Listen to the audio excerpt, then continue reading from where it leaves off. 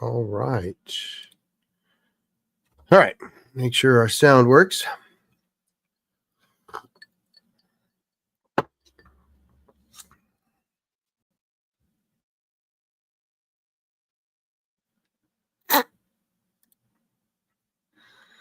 All right, here we go. Hey, folks, just getting set up here. Been a little while since I did a live. Let's see. Well, I guess it was exactly a month ago. But that's all right. We'll get back to it. Well, I guess a month ago doesn't really count. So it's actually been almost 2 months since I did a real live.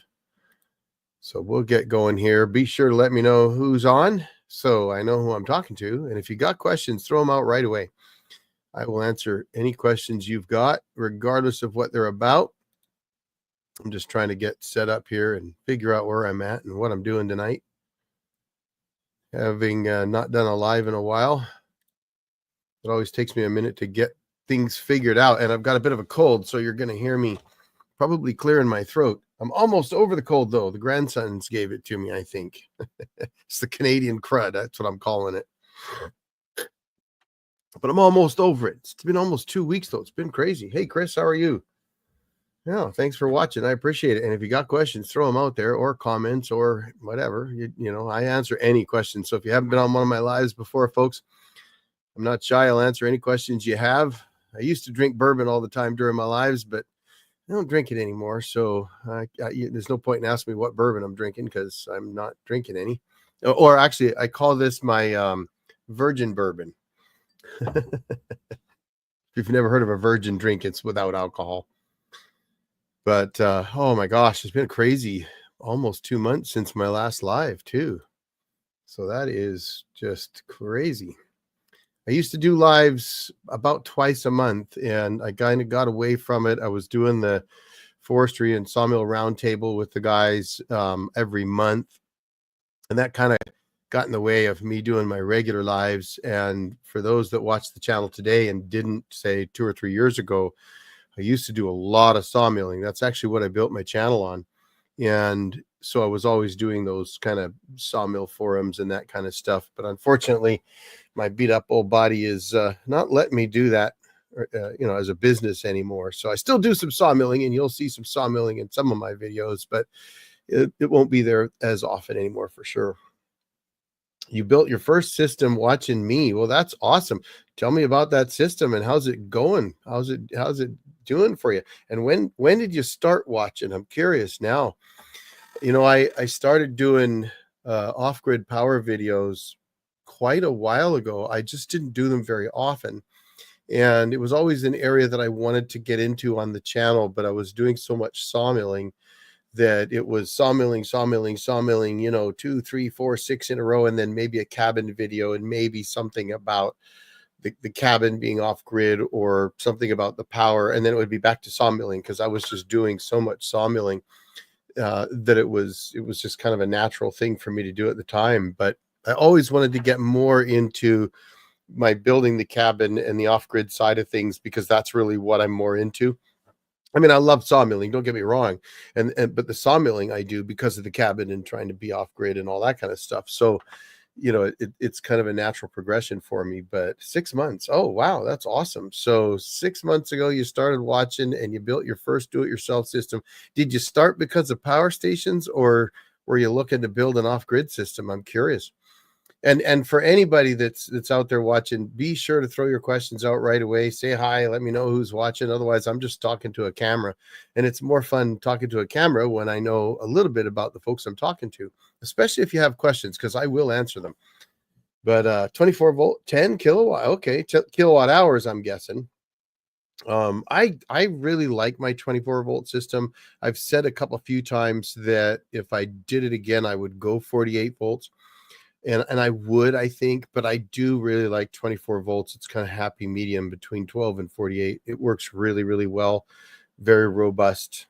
I honestly, folks, you know, when I go out to the cabin, it's kind of funny because somebody's asked me, I've had a few people ask me about doing some more stuff on what I use at the cabin.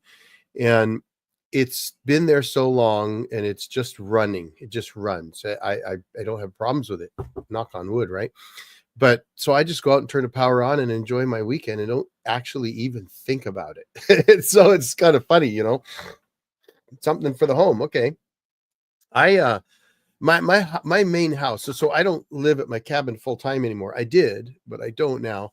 And our house, I don't see doing an off-grid system for the house, though there are times I think about doing some for portions of it. And certainly for the garage. I actually have plans to, or not the garage, but my shop. I have plans to do the shop in kind of a hybrid system where all my lights and stereo and small power consumption items will run on my off-grid system that I'll put in. But I think for my air conditioning and heat pump, I don't see doing that as an off-grid system, only because frankly I can't afford it, right? The cost of building that, I think, would just be pretty prohibitive to make it work. And where I live, power is so cheap, it wouldn't amortize out very well at all, right? Because I live basically on the Columbia River. It's half a mile from me if you walk. And so it's really less than half a mile. But and I mean, I'm there's probably 12 dams on the Columbia. I did the math once, added them all up, and I think it was maybe more than 12, might have been 18. So it's tons of power generation. So power is really cheap here. And for me to put in a system to run the whole thing on it, it just would be kind of cost prohibitive. So anyway, but again, if you got questions, ask them. I know there's a lot of questions in the videos I do, and I'll talk about that a little bit, about the current format and what I'm doing in videos. But first, I should probably give you an update, tell you where I've been and where I'm going and what's going on. And to let you know that one, I actually probably will be putting out a little more content moving forward, only because I get videos stacked up sometimes where I've got these ideas of videos I got to get done, and then I make commitments to do things, and I end up doing the commitments and not getting it. And it's just how YouTube works, right? If you commit to doing 2 a week, then you really got to do that 2 a week. But if you want to throw a third one in, you can do that. But if you do 3 a week, then you got to do 3 a week. So I know that kind of sounds goofy, but in essence, it's just how the platform works in terms of getting video content out there. So anyway, having blabbed all that, let me give a quick update where I've been, what I'm doing. So first of all, I am not changing my channel into a chainsaw carving channel. So if you watch those shorts about the chainsaw carving, that was just kind of something fun that we were doing. We went up to see my son's family up in northern British Columbia, about 1,000 miles north of where I am now. And we try to get up there, when we can. It's usually maybe every other year or something, because it's a long ways up.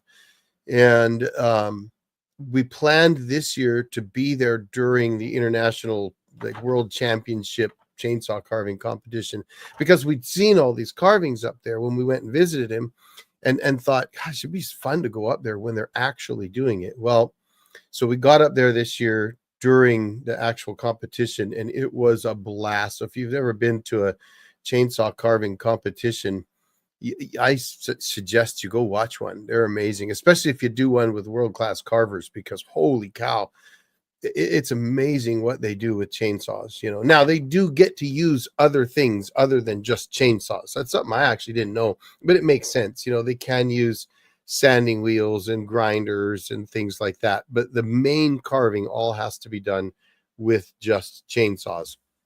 So it's pretty amazing to see some of the stuff they do with a chainsaw. And as somebody who's done a little bit of woodworking and run a chainsaw a lot, it's mind-blowing what they do. So that's what that was all about. It was just that we were there. I am going to do a longer video of that trip. I was hoping to have it out either last week or this coming week. I'm not real sure when it's going to come out, frankly, only because it's 35 hours of them sawing. So 4 days really of the competition. And that means I've got tons of video that I then have to try to condense down into something that's maybe 15 or 16 minutes long. So it's going to take me a little while to get that together, but when I get it done, I'll get it out for you. And I think you'll enjoy it. It's a pretty mind-blowing thing to see somebody take a 4-foot wide, 8-foot tall log and turn it into the art that they turn it into. It's mind-blowing. But anyway, that's just a side thing that I thought I would throw out there for you.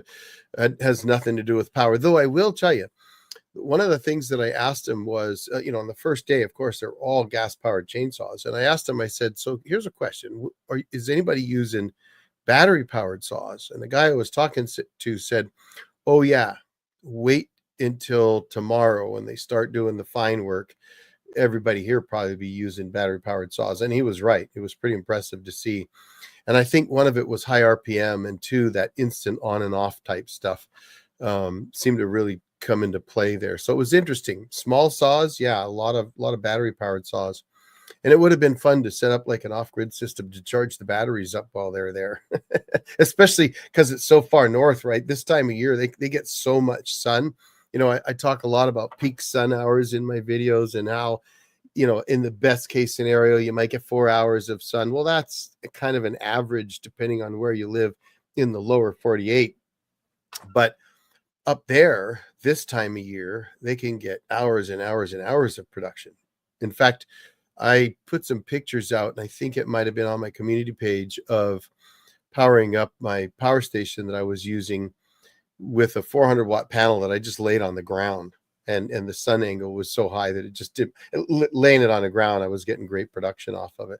So that was kind of fun. And speaking of power stations, I actually brought two with me on the trip, even though my camper has two LifePo 4 batteries and a generator, and it's got 200 watts of solar, which is going to be 400 soon.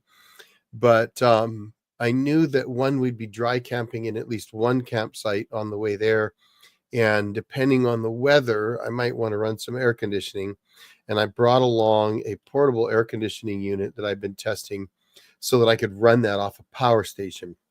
And one of the questions you see a lot is, how long can I, what do I need to run this air conditioning unit? And to be honest, I wouldn't normally consider it, not without having a big pocketbook, because air conditioners typically take around 1,000 watts to run, and they run like that for hours. And so if you imagine, if you're going to run 1,000 watts on an air conditioning unit for 5 hours, well, that's 5,000 watt hours. That's one 48-volt 100 amp hour golf cart battery to run that for 5 hours. It'll drain that all the way down. So realistically, you've got to have a pretty big battery bank to run air conditioning. But in this case, the unit only used about 400 watts on high. So with a 2,000 watt hour power station, yeah, you could get 4.5 hours of runtime out of it. And if you put a 400 watt solar panel up during peak sun, you could get more. It actually worked really well. I actually found it worked really well. But other than that, I used that power station to run a refrigerator as a freezer. So we had my IceCo 45-quart refrigerator in the back seat area of my truck, with my Dabson 2100 power station powering it the whole trip. And we used that as a second freezer because we were gone for 2 weeks. My wife likes to pack a lot. So we had a full freezer, in the back of the truck for that 2 weeks, running off that Dabson, and mostly just charging it on the road through the cigarette lighter plug. The only problem I had with it during that time, if you're curious, is I noticed that I was knocking the cigarette lighter plug connection to the IceCo fridge out, and so it would turn off. So I ended up running it on the AC side, and that is where idle time comes in particularly in power stations, because it would run like 41 watts regardless, and it would use a lot of that power station up in a 24-hour period. So I kind of had to watch it, run it on the inverter that way, because you're going to chew up your watt hours on your power station pretty quickly. So, but it worked out really well. I mean, we kept it running. I don't think I ever got it below 50%. And driving down the road, you're getting 120 watts, so 40-ish watts to run it for the fridge, and then the other 80's charging it back up again. And then whenever we were stationary, I could put the solar panel out and charge it up that way. And at my son's, I did use his utility power to make sure everything stayed topped up when we were there, because we were just camping in his driveway. So worked out pretty good. And the other one I took was the Dabson 600L. And this isn't commercial for Dabson or anything. It just happens that I like those units. And I took the 600 mostly to run my laptop and charge cell phones and things. So that was kind of nice. So Electrobuzz, hey, good to see you there. AC waste of money. Wish I could get rid of it. Oh, you bought an EcoFlow. Is it the EcoFlow mini split or a different unit? Anyway, so yes, I have a cold. So you probably noticed that in my last video, but it's almost gone. I got it from the grandsons. We went up to meet grandkid number 7, our newest, and we had a blast. It was a great 2 weeks. Had a lot of fun. Actually put out one video. You probably saw that one. It was on butyl tape, and it held. I mean, that's 2,500 miles ish so far. Maybe this trip was 2,500 miles, and then another 500 or 600. So it's over 3,000 miles, and that solar panel on the roof has not moved. So I will be putting another solar panel on the roof, same one, the Bouge RV Arc 200 watt with butyl tape. But one thing I'm going to do to answer some questions I got was I'm going to do some heat testing with the solar panel out in the sun. I'm going to try to set it up on something, sawhorses or something with a piece of plywood underneath it, so I can register temperature underneath it as well as on top of it. And then I'll check temperatures on the roof of the RV too, just to see, how much difference does it really make? Though I've come to the conclusion it doesn't really matter because I'm going to do it. And it's just like replacing part of the roof with a solar panel. So that's what's going on there. Video wise, I've got some cool stuff I'm working on. One is another DC to DC charger. It's an e-taker. I'm not real familiar with e-taker, but I decided to check theirs out. And what we're doing with that one is I'm installing it in, and actually a friend of mine's doing the install. He's putting it in his Willys Jeep, a new model Willys, 4-door monster off-road rig. It's actually been in at least one of my videos up at the cabin. It's kind of a gray colored 4-door Jeep on 39-inch tires. He's getting ready to go down to the Rubicon, and so they'll be on the road for a couple weeks. And so we installed that e-taker in his Jeep, and we're going to test it out and see how it does. And then when he gets back from the Rubicon, we'll have a really good idea of how well it works in some brutal conditions. So we're going to do that. And then I'm also probably putting in a Pecron DC charger in another buddy's rig who's also doing the Rubicon, because I want to see how these things do when they really get put in some extreme conditions. So, I mean, for most of you that are thinking about DC chargers to charge up a power station, it's more for emergency outage type stuff or going camping. You're not likely to beat them up, but I want to beat them up and just see how well they perform when they're in a rig that's bouncing over rocks 8 hours a day. So I think that'll be kind of fun, see how they perform overall.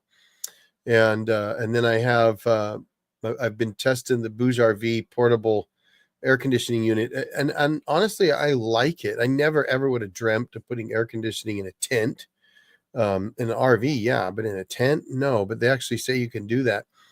But I live in the desert and it gets hot here, and I don't like going camping when it gets hot. And I've done it a couple times doing an overland trip where we're going and doing some overlanding, but we start somewhere hot. It's miserable. You can't sleep. It's just way too hot. You go to bed, it's 100 degrees inside the tent. That's terrible. So, it'll be fun to see how that goes. And I'm curious. So far, it's actually worked really well in the camper. And we're going to do some testing with that pretty soon as well. So we got that going on. And then speaking of overlanding, one of the things that really got me into power stations was overlanding, which if you don't know what that is, it's basically camping out of a vehicle that you are driving to different places to see things, up in the mountains, that kind of stuff. And the object is less camping somewhere as it is driving to get there. So, typical camping, you drive somewhere, you set up a tent, you spend a weekend there. Overlanding, you pack up your vehicle and you go 4-wheel drive for 7 or 8 or 10 hours, and then you camp up for the evening, set up your tent, whatever, tear it all down in the morning, and then drive another 6 or 8 or 10 hours 4-wheel drive through the mountains. And it's pretty extreme, and or can be. And that's what got me into power stations. First was to power a CPAP because I've got sleep apnea, and then to power a refrigerator because I got sick and tired of having wet, soggy food at the end of the day. And of course, the next thing you want to do in an overlanding environment is extend the life of those. So if you want to kind of get the insights into why I started trying to figure out how the heck can I make this power station last me 2 or 3 times longer, that's why. Because you end up eating up the power in different ways, different reasons. Maybe you're running your fridge really cold all the time, whatever. And so that's what got me into it. And that leads me to where I'm going to be next weekend. So next weekend on Friday, we're driving down to Redmond, Oregon. So if you're in the Northwest, Pacific Northwest, and you're thinking about going to the Overland Expo, I will be there in the lead time booth. So they invited me to come down. They've got 2 or 3 bass fishermen there. And they use lead time batteries for their trawling motors, and so they're sponsored by lead time. I'm not, but they asked me to come down, and I think part of the reason is because I understand actually how to use these systems and build these systems together, because lead time makes, as you've seen if you've watched my videos, they make charge controllers, they make chargers and batteries, right? I guess they're the number one battery seller on Amazon. But so I will be there in the lead time booth. I will have time to go wander around and check out some of the other things, and that'd be really cool because those are great expos. They're awesome. If you're into camping or overlanding, they have the most amazing stuff that they show in those things. All right, let me get back to comments here real quick. On the Dabson DBS 2100 Pro review, what battery did you use to charge the unit? I want to get one. Oh, so I don't think I did a video where I was using a battery to extend the life on the DBS 2100, though. If I were to do that, it would be a 48 volt battery, and I only have one 48 volt battery right now that I'm actually really happy with, which is the XENY golf cart battery. But I'm going to be honest with you, I wouldn't recommend buying that battery, only because it's like a premium golf cart battery, and premium comes with the premium price.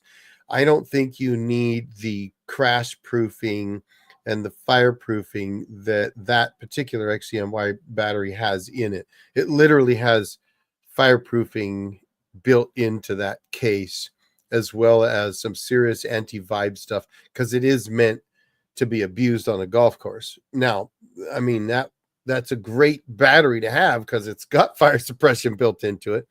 But I was looking at doing, kind of similar stuff, or doing some more off-grid stuff. And I've been looking very seriously at wall-mounted batteries. I mentioned that in a comment to somebody today. I know Vetra has some wall mount batteries. I'm sure Lead Time does. I'm sure, I don't know if Lead Time does or not, but XCMY probably does. They're all starting to make those, and I really like those. They're heavy. They're 100 pounds. But if you mount those to a couple studs in the wall, they're not going anywhere, right? They'd be fine, but then they're out of the way. The other option that I think is a really good option are server rack batteries. And, I like Redodio. They do good stuff. Vetra, I've been happy with them. XCMY, Lead Time, even Watt Cycle or Cycle and Bat have made decent batteries. So I have not tested any of their server rack batteries, so I can't tell you, what's a good server rack battery to buy. But that's what I would do with something like the Dabson. The Dabson has a lot of capability. For one, it has 1200 watts of solar it can take, which means that if you get your battery voltage right, it's going to be able to pull a lot of power out of that battery if it needs to. And I'll be honest, I don't really look at batteries as a means of charging a power station. I look at them as a means of extending a power station. And by that, I mean, if you have your power station fully charged from the start and plug that fully charged battery into the solar port, then it's going to draw off that external battery first until it can't draw from it anymore. Now, obviously, if you're pulling 1,000 watts and you're only getting 500 watts off that battery, it's going to pull 500 watts off the Dabson or whatever power station you're using. But then it will, once you're not pulling that, it'll continue to charge at that rate that you're pulling off of that battery. So it's just something to bear in mind. I look at it. I think it's important to look at it as an extension versus charging, because once that battery is depleted, it's got to be charged just like the power station has to be. Now, I do like the e-taker that we're messing with right now, or the Redodio DC to DC charger. I like both of those because they have built-in MPPT charge controllers. So you can either just get an MPPT charge controller and connect that up to that external battery and connect your solar panels to it and run your solar that way, which then you're only limited to the charge controller and solar panels that you install. Versus a power station, you're totally limited by the power station itself, right? So the Dabson, which takes the most solar of any power station I currently have at 1200 watts, but that's its limit. Now, at my cabin, I've got over 2400 watts of solar, so I couldn't run all that solar into a power station. It's just too much. But I could run it into some batteries via some charge controllers and plug those batteries into my power station and get that 1200 watts in the Dabson all day long if I wanted to go that route. And in a comment recently, somebody mentioned, and I can't remember who it was, so if you're watching, make sure you drop a comment and let me know, but it was a great idea. And what he said was, I think his idea was you set up some permanent solar panels at your cabin in this case, but you could do it anywhere, and a charge controller and your batteries, and take your power station home when you go. That way you're not leaving the more expensive gear there.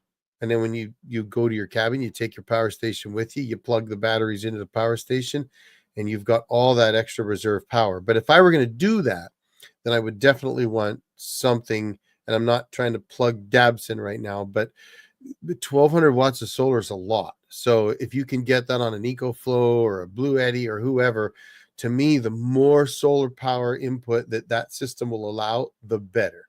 Because, if you're running multiple things, a fridge, your TV, or your internet, whatever, God forbid air conditioning, then you're going to want maximum power coming into that power station so that you keep the main core battery of the power station charged up. That's kind of my philosophy. I want the power station battery to stay fully charged until there's no other way for me to keep it charged.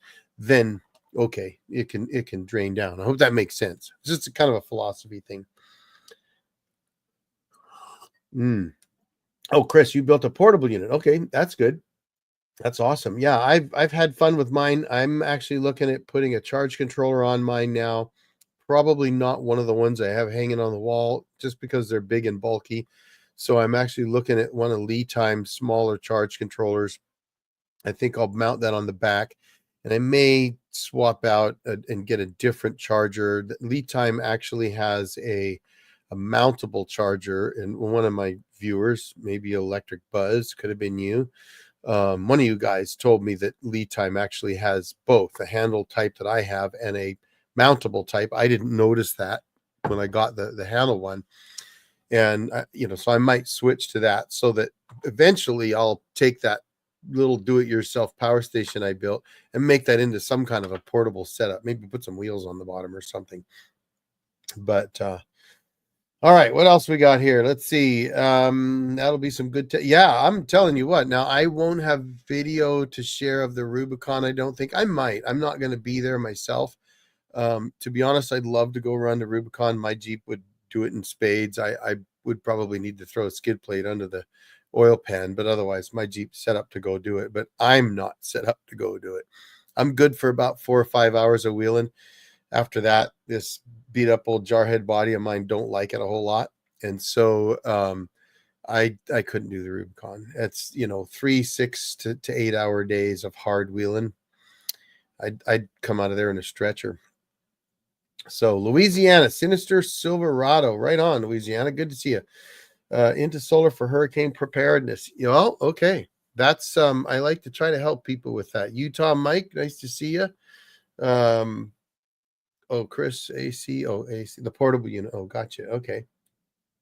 So for hurricane preparedness, I have a couple different philosophies on that. And it centers around whether or not, because if you're in Louisiana and you're in New Orleans, I'd want a portable unit, only because you already probably know the water can get kind of deep. So, and water and LiFePro Force don't mix very well, or any lithium battery. So if I was in an area that's flood prone, then I would want a portable unit. And so one of the things I've been trying to really do is trying to help, because some people, including myself at one point, would look at a power station as, why would you do that when you can build your own? But today I've got a bit of a different philosophy. I like power stations. I've got several of them. I don't even know how many I have today. Although I do give them away. So I've given away 3 or 4, maybe 4 now. And I'm going to be giving one to a charity for a raffle item this fall. So if you're in the Pacific Northwest and you want to come out and run a road rally, I'll have a 2 kilowatt power station in there for one of the raffle items. And that's what a lot of times what I do with the batteries. I don't actually have all the batteries I test. Usually I test them, play with them for a little while, and then I find a good cause for them. Because, leaving a bunch of LiFePO4 batteries around to just drain all the time means I got to remember to charge them back up. And that's kind of a 1 or 2, that's fine. A dozen, yeah, that's too much. And I don't want to put a bunch of different batteries together for a system. But anyway, back to hurricanes. So for a hurricane environment, if I was in an area that it could be flooded, then I would want to go with a power station, and I would go with the biggest power station I can physically handle myself.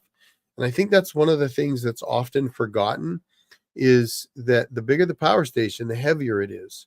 And, a few years back, before my back was giving me trouble, yeah, I could pick up a 100-pound power station and throw it in the back of my truck or Jeep or whatever and not think twice about it. But today I'm told not to pick up more than 30 pounds, and that limits me.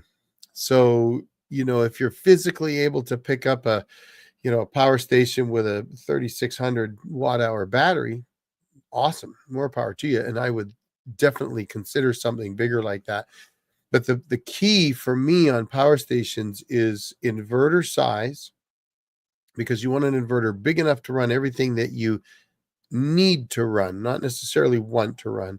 And I think a minimum of 2,000 watts. And then you need to look at either your solar input port. How much power will it allow me to take at what voltage? Because one of the challenges is a lot of these things will say 10 amps or 13 amps and 150 volts. And they'll let you do 1,500 watts. But if you only hit it with 48 volts, you're getting 500 watts of charging. So is that really enough? Although you could take 2 48-volt batteries, put them in series, and then get 1,000+ watts on a system like that. So that's how I'd look at it. What can I physically move in a hurry? Can I move a 2,000 watt hour like the Dabson GBS 2100? Yeah, I could move that. Or the AFRI P210, something like that, that's 55 pounds. I can do that. It's probably not going to put me in a wheelchair. It might put me in a walker, but but I could move that. And a battery that doesn't weigh more than 40 or 50 pounds, I can move those. If you don't have to move, if you're not in a flood zone, if you're not in New Orleans, and you're somewhere high enough above the watermark that you're not going to get flooded, then I would absolutely start looking at a do-it-yourself build system instead of a power station. At the smaller end, power stations are great, and you can't beat the price. But when you start getting into 10 kilowatts plus, I don't think a power station can even come close to the price savings. And then you build the whole system, so every part of it is easy to swap out or change. You could have a second inverter as a backup. They're not that expensive even.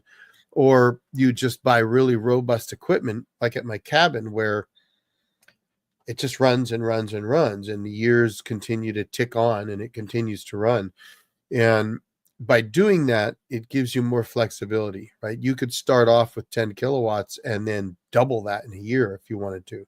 So you're not limited by the amount of reserve power you have when you build it yourself. Versus a power station, you're always going to be limited by the onboard battery of the power station and the means of either paralleling or charging to that battery. So for me, do it yourself. And if you're not into the components as much, where you're willing to research inverters and charge controllers, then all-in-one systems are the way to go. And you can look at more expensive ones, EG4s, or you could look at stuff like the lead time. I'm really happy with the lead time all-in-one system I have now. And frankly, the fact that I can bring in over 4,000 watts of solar, and I can have as much battery as I want. Like, there's no limit. The only limit to the battery power that I give that all-in-one system is the batteries I buy and how many I can put in parallel. So, if I can only put 20 kilowatts in parallel with a particular battery, I might be looking at other batteries that I can extend out even further, and depending on how much I really need. Though I think 10 kilowatts is pretty close to what you can get by with if you do not need air conditioning. That'll run a refrigerator for a long time. So something to think about. Opus Mega 1 and Blue Eddy 600 watt, along with an eco-worthy 3K 24 volt unit and a 200 amp hour battery. Yeah, so that's something else I've noticed is multiple power stations in single homes. So I'm not the only crazy one. But I think most people don't have multiple power stations. They have one or two, usually a small one for camping, particularly if they need it, use a CPAP. And then usually a larger one to run a refrigerator. And that's, I think, the most important thing is to figure out, what do I have to run? Refrigerators and freezers. So I have a power station. You've probably heard me talk about it. It's the Convolt Victory 4000. It's a 4,000 watt hour battery that I can parallel my 4,000 watt hour battery to. So it's 8 kilowatts. And it sits full time between two freezers in my garage. And I actually have it running to two separate circuits on the charging units. I used to just run it to one, and then one of those circuits tripped when I was away, and it ran for a few days until the battery died because I didn't have the parallel battery hooked up to it. And then the freezers went down. Now, fortunately, we caught it before everything thawed out, so it was fine. But I to me, that's the way to go. Use it like an uninterrupted power supply and have as much backup as you can. Small all-in-ones and big do-it-yourself systems. Yeah, Electric Buzz, that's exactly my thought. Or use the EcoFlow alternator charger and kind of have both. Yeah. So, and that's why I'm messing with these DC chargers. They're alternator chargers. I have 4 of them. I've got a Convolt, a Pecron, a Redodio, and a E-Taker now. Now the E-Taker I'm putting in a friend's rig, so it'll be his. I'll never use that myself. But he's a really good friend. He's actually the president of the club that I'm the vice president in. And he's gonna abuse the heck out of it and give me an honest opinion on it after running it through the Rubicon and several overlanding trips. So that's going to be fun to see how that does. I like the way the Pecron works, but I really like the type of chargers like that have the solar inputs too. So the E-Taker and the Redodio both have MPPT charge controllers, and the E-Takers I noticed can take a lot more voltage. I think it's at least up to 60 volts, whereas the Redodio is like 26 or something, or 30. I think it's 30. So the E-Taker works fine, or the Redodio works fine for me because I've got a 400 watt solar panel that only puts out 26 volts. So the Redodio works really well. But one of the comments I've had people mention is, well, where do you get solar panels that do that? Well, you just got to look, right? The AFRI is the one that I have, and I like that AFRI. In fact, I've got multiple solar panels, but I carry the AFRI 400 watt foldable solar panel. It weighs half as much as the others.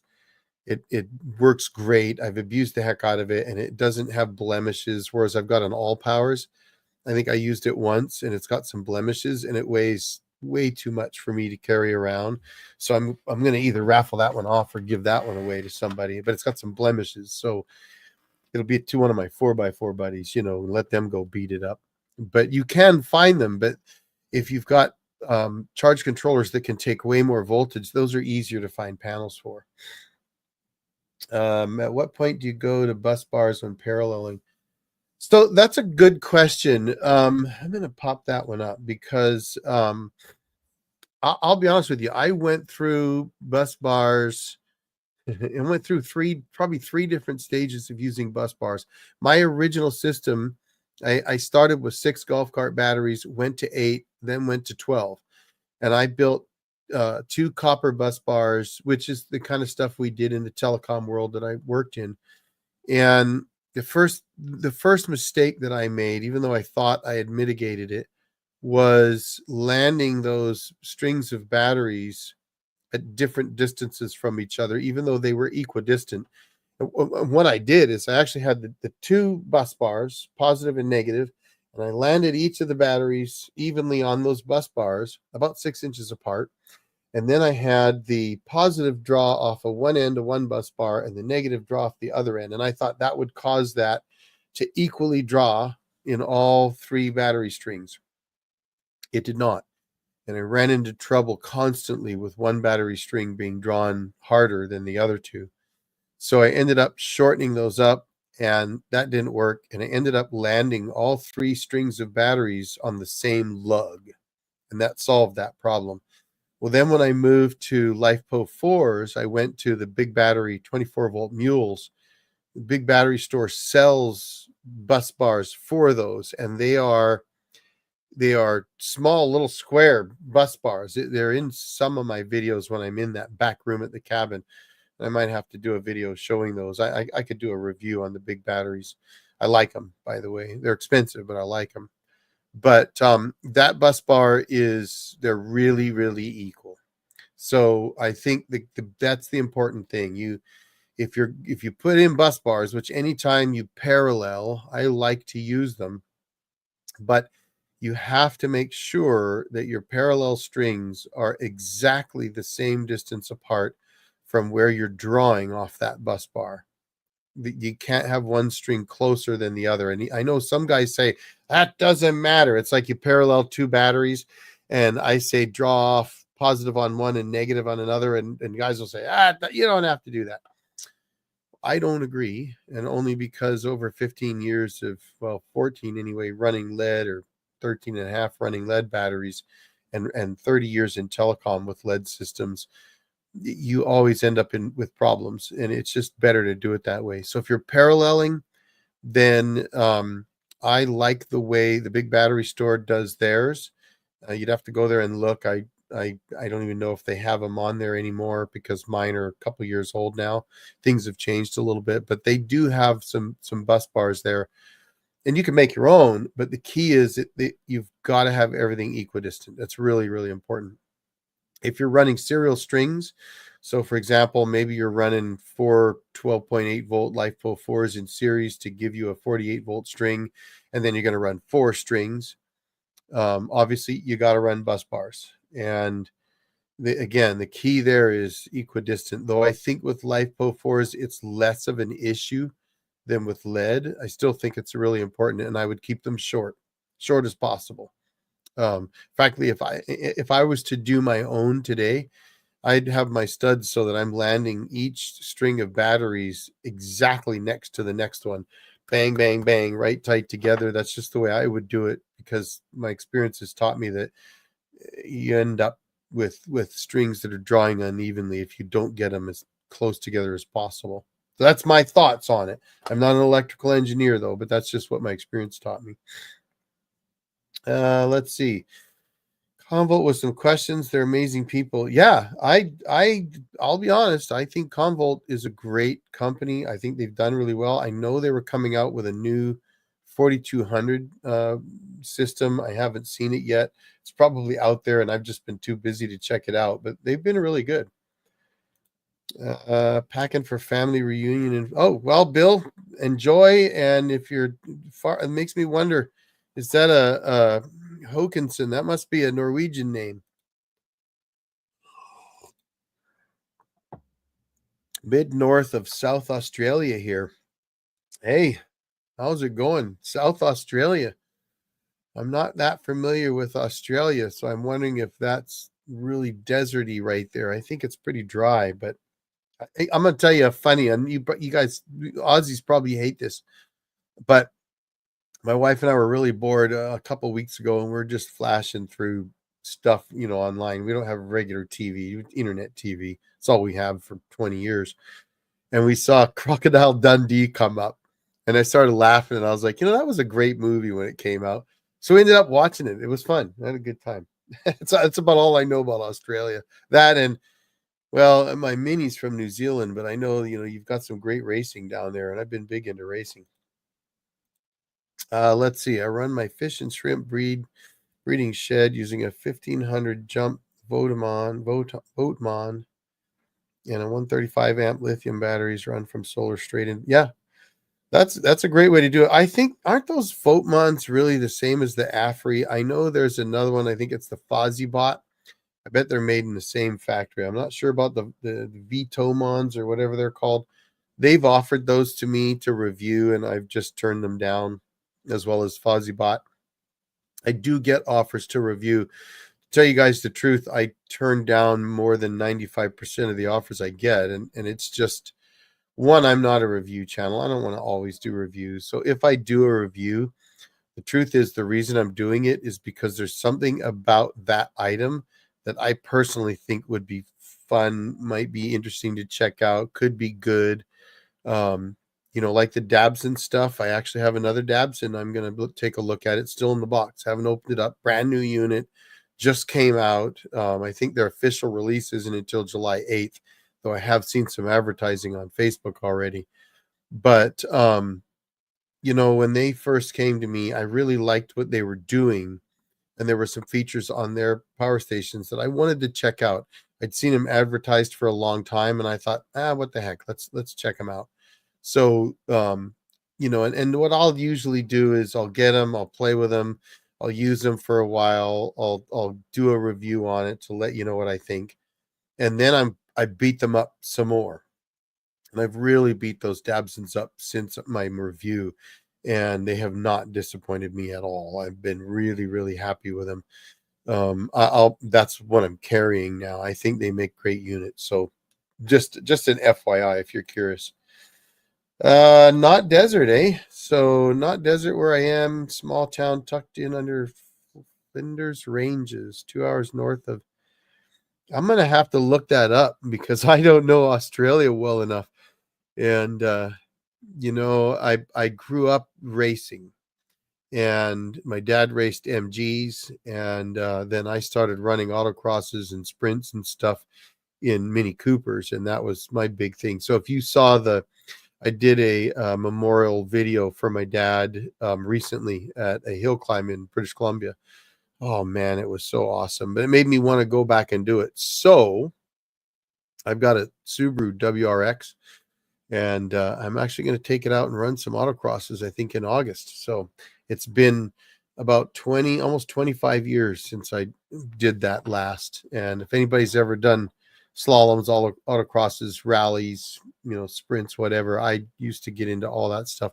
Loved it. Grew up racing, and I haven't been doing it for the last few decades, and decided it was time. And Darcy gave me permission, so it's her fault.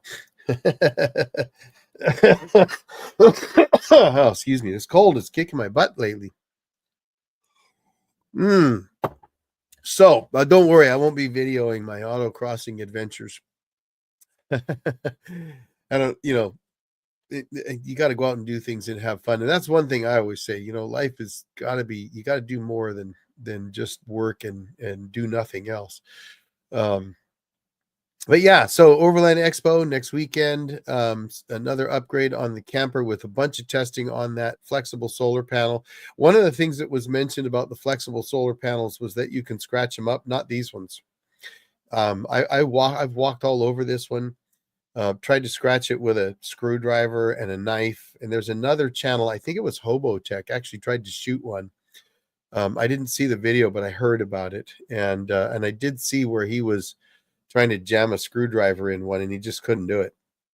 So they're tough. I don't know that they're really truly bulletproof, but they are tough. And I have no worries about it getting scratched up. So the big question is how much heat comes out the bottom of it, because they do have a heat dissipating layer.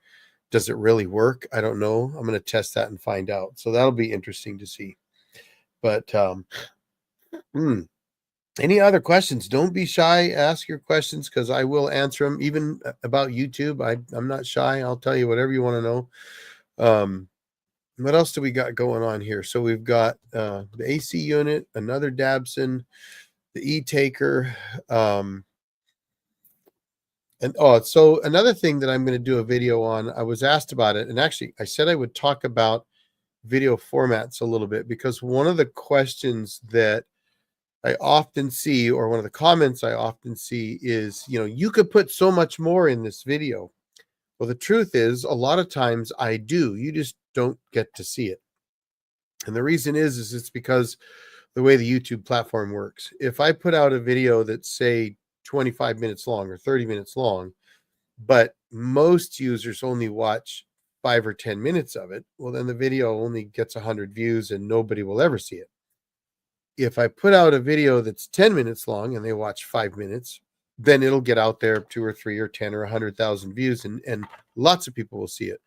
So it's a bit of a challenge to try and give as much information as I can in the most condensed format. And so a lot of times uncut videos actually, that's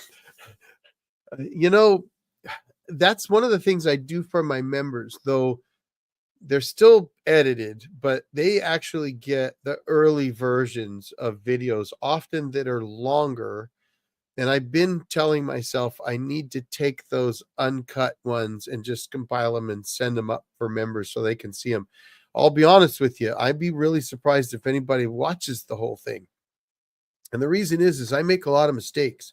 So the truth is, that it's a challenge with the YouTube platform in making videos, because if you make mistakes and you have to repeat yourself or correct yourself because you're just trying to get that information out, and then you're like, oh wait, what did I just say? That was dumb. You got to edit that stuff out. And so it'd be fun, I think, to put some of those out there where, I do something dumb. Like I do it all the time. Like I'll say something like, I'll be talking about wattage, like this will take 500 watts or whatever, and I'll say 500 volts, and I'll go, it's not volts, 500 watts. Okay, this will take 500 volts. Damn it, Eric, stop it. 500 watts. So how many people really want to see me sit there and argue with myself? Now, I know some guys do that really well. Michael Wilson over at Wilson Forestlands does it really well. I'm more of a repeat myself to get it right kind of person. So I'm more likely to go, so if you put in 48 watts, Eric, okay, so if you put in 48 volts and the charge controller, stop it, and the solar port, you know what I mean? So it's kind of one of those things where I have to go through, and because I don't script my videos. So, I mean, if you probably know that, right? You watch my channel, I don't script my videos, and that can make it a little difficult because I've got to just say, okay, what am I going to talk about today? And that's what I do. I literally will, and I might write a title. They say you're supposed to do the title and thumbnail first, or a lot of times, and I agree that's probably a good way to do YouTube, but I will often go, I want to talk about charge controllers and how they work. And so I'll just sit down and start. I'm going to talk about charge controllers and how they work. And this is how charge controllers work. And I'll just go. And I might talk for 30 minutes. And then what I do is I'll go, okay, wait, you just went off on a total tangent. Like nobody cares about how that particular charge controller worked in that particular way on that day. That has nothing to do with the main topic of the video. Because that's the one thing you have to try to remember to do when you do videos, is stick to the dang topic. So I take that raw footage, which might be 30 or 45 minutes of me blathering on like I am right now, and and I'll edit that down so that I try to get the point across in the briefest period of time that I can get it done in. And that's actually important, and it may not be as important to you as a viewer because you want to learn about charge controllers, for example, but it is in terms of how YouTube works, because I do YouTube full time. And if I only got 20 or 50 or 100 views still today, I wouldn't be very successful at doing YouTube. So you do have to try and make videos that people will actually watch. And that's always the challenge. And I'm always trying to improve my format, try to make it engaging enough. And so I'll cut out a lot of that stuff. So I'm already laughing at the outtakes. Good. I'm glad you are. Always preferred. Yeah, I long form is great, and I do think that that's the best way to go. Excuse me. Let's see, 12, 24 bolt. Yeah. So I don't have a Victron buck converter, step up converter. I know that Victron makes really good gear. I think I read somewhere it gets pretty hot. My rule of thumb on converters like that is if your solar port will allow you to give it, say, 10 amps, try to get a 15 or 20 amp step up converter. Because if you run one like I did, I've got a 12 or 24 volt to 48 volt converter, and it does get hot. And that I mean, it got up to 124, 125 degrees. Of course, the funny thing is when that happened, my GoPro hit 130 degrees and shut down. So it was more likely to catch fire than the converter was. But the reason it got so hot is I was pushing it with 10 amps the whole time. Whereas I have a 20 amp step up from 12 to 24 that I only was drawing, or maybe it was 10 amps, and I was only drawing 3.5 amps out of it. Never got hardly warm at all. So if you can get one that's overrated for what you're doing, chances are it's not going to get nearly as hot. So John Rays, thank you so much. I really appreciate that. So thank you very much for that, buddy. I appreciate it. Besides the Opus Mega, do you know which other power stations with expandable batteries can accept third party? So I can tell you that the All Powers will, but it's actually got a true 48 volt battery. It comes in at like 49 something fully charged. And I've seen that a couple times. Those are oddities. I'm not a big fan of All Powers. They do work. I've got a couple of their power stations. They do work. They do the job. So I'm not sure. I will tell you this. Don't tell Dabson this, but I started testing the Dabson and I'm getting voltage readings on their parallel port. I don't know about the expansion battery ports. I can't remember, but I did get a voltage reading of the current voltage on their battery on their port. So it looks like the Dabson, you can absolutely do that. The Pecron, I've got a cable. I committed to cutting it apart 2 months ago. I think I got it in early to mid-May, but I've been so busy. I haven't cut that one apart yet. So I intend to get that Pecron cut open, and I need to test that. And I suppose what I should do is pull all of those power stations out. I will tell you this, the Comvolt will do it better than any power station I've seen today. Now, the Comvolt is very different, and it's important to note that. They really built that for RVers and overlanders. And so, for example, their chargers are not built into the unit. They're external to the unit, which is really cool because if a charger fails, you can just replace it. But one of the things that they did is they built that on a LifePo 4 12.8 volt platform, and they did it intentionally. So whereas everybody else is going to 48 volts, Comvolt stuck with 12 volts, and that gives them a lot of advantages. One, more efficient conversion for running 12 volt items like refrigerators and things like that in your RV or your overland rig. The other thing is they put a 120 amp Anderson plug on the back of that unit, which is a direct connection to the battery. They also have two XT90 ports on the front of the unit that are also in-out connections. And when I tested it, I was able to take my 4 kilowatt, 12.8 volt XCNY battery that I have and connect it up with an XT90 directly into the Comvolt, then plug one of my chargers into the other XT90 port because it has two, and it charged up both the Comvolt and that external battery at the same time, and the Comvolt could draw off of both batteries. They were paralleled. So of all of the units I have today, the Comvolt does it best, and hands down. Like I can run my 4 kilowatt battery through a 120 amp plug. That means I can have all 100 amps coming off that 12 volt battery. If I had some reason to draw that much, I wouldn't, but if I did, I could.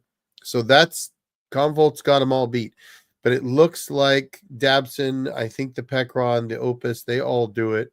I know the Opus Mega 2 does it. I've got one of you watching today. He's down a little bit west of me, but he's done it with a Mega 2 and done it for a while. So, oh, thank you, John. Absolutely. Laugh my stories. Sierra Nevadas, awesome. So you must be down there. Well, which part of the Sierra Nevadas?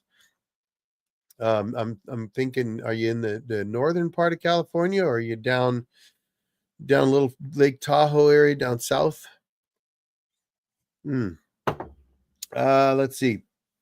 I was concerned about the low. Yes. They put another charge controller in it for like $75. Wow.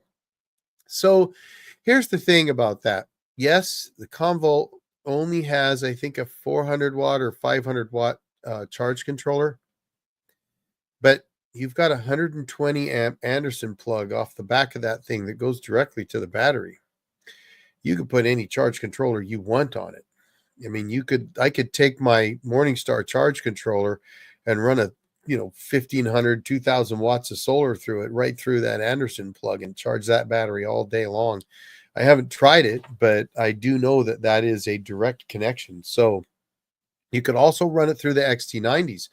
The way they have it set up is they have two 500 watt chargers running through two XT90 ports. And that's the way mine is currently running right now, with both chargers running.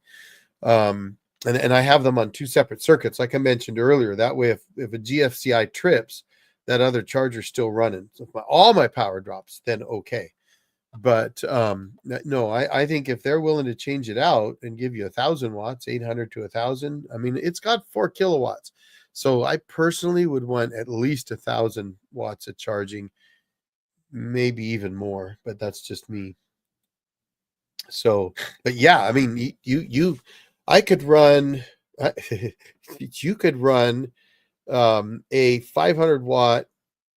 Well, you could run a DC charger with an MPPT controller like the E-Taker or the Rodotio through that XT90 port to charge the battery. At the same time, you're running the 500 watts through their solar port, and get yourself 1,000 watts of charging that way.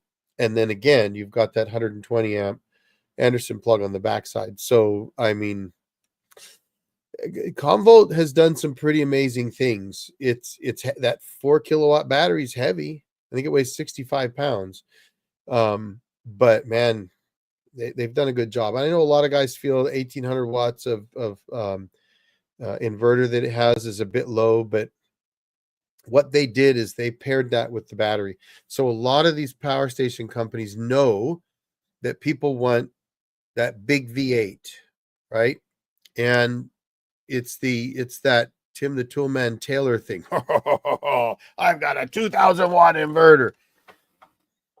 If you're using a 2,000 watt inverter on a power station, you're crazy like me, and you're running a table saw off of your power station, which you can do. I mean, I did it for hours with the AFRI a year and a half ago. But most of the time, you're not going to do that. Most of the time, you're running stuff that's going to draw 100, 200, 300 watts. Maybe peak occasionally at 1,000 or 1,200, 1,500 watts. But how many people are really out there running miter saws and table saws off of a power station? You can do it, but you're limited to how much battery power you have. And most people have power stations for things like keeping the refrigerator running. So do you need a 2,400 watt inverter to run a refrigerator? No. But you may have the philosophy I do at the cabin. I've got a 4,000 watt low frequency inverter at my cabin. Difference between low frequency and high frequency is that the low frequency inverters, which are huge, big, huge, heavy inverters, they've got big transformers in them, which actually act like a conditioning bank on the power even. And they can peak, like that inverter I have out there can peak at 12,000 watts. So why do you need that? Well, in my case, it's because I want to be able to run my refrigerator and a freezer and all my lights and everything else, and my table saw, and maybe even have my compressor run all at the same time. I don't want to be limited by that. And a lot of guys, will say that's too big of an inverter for what you're doing. And I go, nonsense. And the only thing that it does different is that it has a higher idle consumption, but I don't care because I built my system big enough that I don't pay any attention to the idle consumption at all. In fact, I had to measure it, try to figure out what it was because I just didn't care. And that's something I think is really important. A small power station, yeah, you need to pay attention to that. But when you do a do-it-yourself system, you can build in enough cushion in your battery bank so you don't care. What do I need another, 2,500 watt hours? Okay, I'll just put another battery on it. I have 4 instead of 3. I mean, so that's one of the big advantages of doing that. Excuse me. Sorry, guys. This cold is almost gone. I'm hoping it'll be gone before I film my next video. I was concerned about the low combo. Oh, we already got that one. Okay. Any other questions? While I'm trying to clear my throat. I even took some cold medicine before coming on the air because I had a meeting with the lead time team, bunch of Bass Pro fishermen. Before this one, I had a call at 3:00, and my cold was starting to act up again, and I haven't hardly taken anything lately for it because it's almost gone. And so right before coming up here, I thought, yeah, I better take some cold meds just in case. I don't want to be sitting here sniffling away. And what's happened is it clogged up all of a sudden. And this, I'll tell you what, I've got the Canada crud. I haven't been sick in 4.5 years. Had COVID 4.5 years ago. That's the last time I was sick. And I before that I hardly ever got sick, right? I might get a little feel like I'm getting a cold or something, and maybe in a half a day or a day, and then it's gone. I rarely ever get sick. So 4.5 years, I didn't even have a sniffle for 4.5 years. And I go up to Canada, see the grandkids, and I come back with this thing has been sticking around for almost 2 weeks now. I had to look it up. I was like, how long does a cold last? Like, what the hell? I don't get colds. That's right. Marines don't get sick. We're not allowed to get sick. Yeah, that's another thing I get a kick out of, people that call in sick to work, and I didn't know that was a thing when I got out of the Marine Corps. I had no idea that you could actually call in and say you were sick, because in the Marine Corps, you go to work. Now, you can go to sick call, but you might get called all kinds of names if you do. And, so you don't, that's not, you joke that if you go to sick call, they'll tell you to take 2 Motrins and call you in the morning. And if you've been in the military, right? Motrin's like infantryman's candy. But I actually sprained my ankle in Haifa, Israel in, I guess it would have been late 88, early 89. I'm going to say early 89. I think it was probably in January of 89, maybe. And sprained my ankle doing mount training, which is urban warfare training. And we finished up that training, and then we had to do a 5 or 6 mile road march to the next training location. And it was get on the road and step it out. So I'm not falling out. You don't fall out. And so I'm practically dragging my foot by the end of that 5 miles. And my boss, Staff Sergeant Casey, the platoon sergeant, he came up to me and he said, "Corporal McVeigh, what the hell is going on here?" I said, "That's nothing, Staff Sergeant. That's no problem." And he said, "You did something. What's wrong with your ankle?" I said, "I just sprained it. It's fine. So I'm going to get a chopper, fly you back to the ship so we can get you into the aid station." I said, No, Staff Sergeant. We're going to do we were going to do an assault on a Russian 360 position. And I'm like, no, come on. This is what I live for, right? I'm going to do this thing. So he finally capitulated after I browbeat him for a while, and let me start in the Overwatch position, where my mission then, while the rest of the platoon worked their way down a ravine into an assault position, was to sit up on this hilltop, take all the targets out on the position.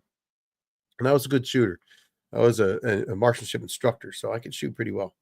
And so I did that. Well, by the time they got down into the final position where they're starting to work their way up the berm on this position, I'm walking rounds in above them, right? That was part of my mission. Keep everybody's heads down. But they get up there and they realized the only 203 gunner we had was me. And to roll over that berm and down into the trench and clear the trench, you need that 203 gunner because we've got something called a flechette round, a 40 millimeter, like a 40 millimeter shotgun round.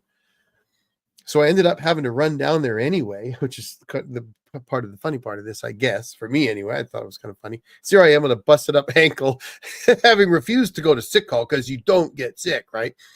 And so I ended up running down there, do it, we cleared a position, had a great time. End up back on ship, blah, blah, blah. Next stop was it was Piandaspil, Italy. And actually, so this would have been not December, January. It was actually in November because and when we were in Piandaspil on the beach, it was the Marine Corps birthday, so November 10th. And the commander decided that it would be great to celebrate the Marine Corps birthday. So those that don't know anything about the Marine Corps, you might find this amusing. He thought it would be a great idea to do a 17-mile road march to celebrate the Marine Corps birthday. What better thing to do than, ruck up and go out and walk 17 miles with all your gear. So the mission was to fly up on top of a mountain called Monte Romano and then road march back down the mountain to the beach and then have a big party on the beach, which meant, get some food from the Navy and sit around a bonfire. It's not like they were going to let us have booze, right? And so we're all gearing up, getting ready to go.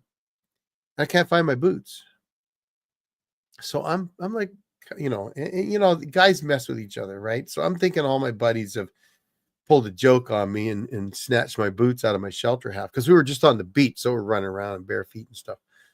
I can't find my boots. And finally, the guys are like, yeah, you need to go see Staff Sergeant Casey. So I finally go hunt down Staff Sergeant Casey, and he goes, what's the matter there, Corporal McVeigh? You missing something? I said, yeah, Staff Sergeant, I'm missing my boots. The guys told me I needed to come see you. He said, oh, yeah, that's right. You're not going on the road march.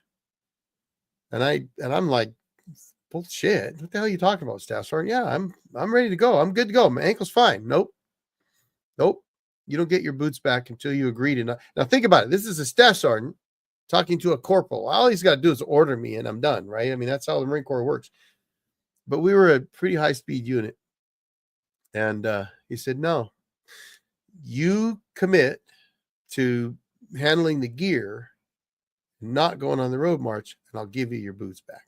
So I had to make that commitment, got my boots back, got to fly up to Monte Romano in the choppers. And then, which by the way, if you've ever flown in a CH-46C night, it's like flying in a garbage can full of bolts. It's not a fun thing. You think it's going to fall out of the sky every time you fly anywhere. And then basically load the gear into a CH-53 to fly back. And so anyway, no, you don't get to go to sick call. So there's my story. Sick base blew my mind when you got out.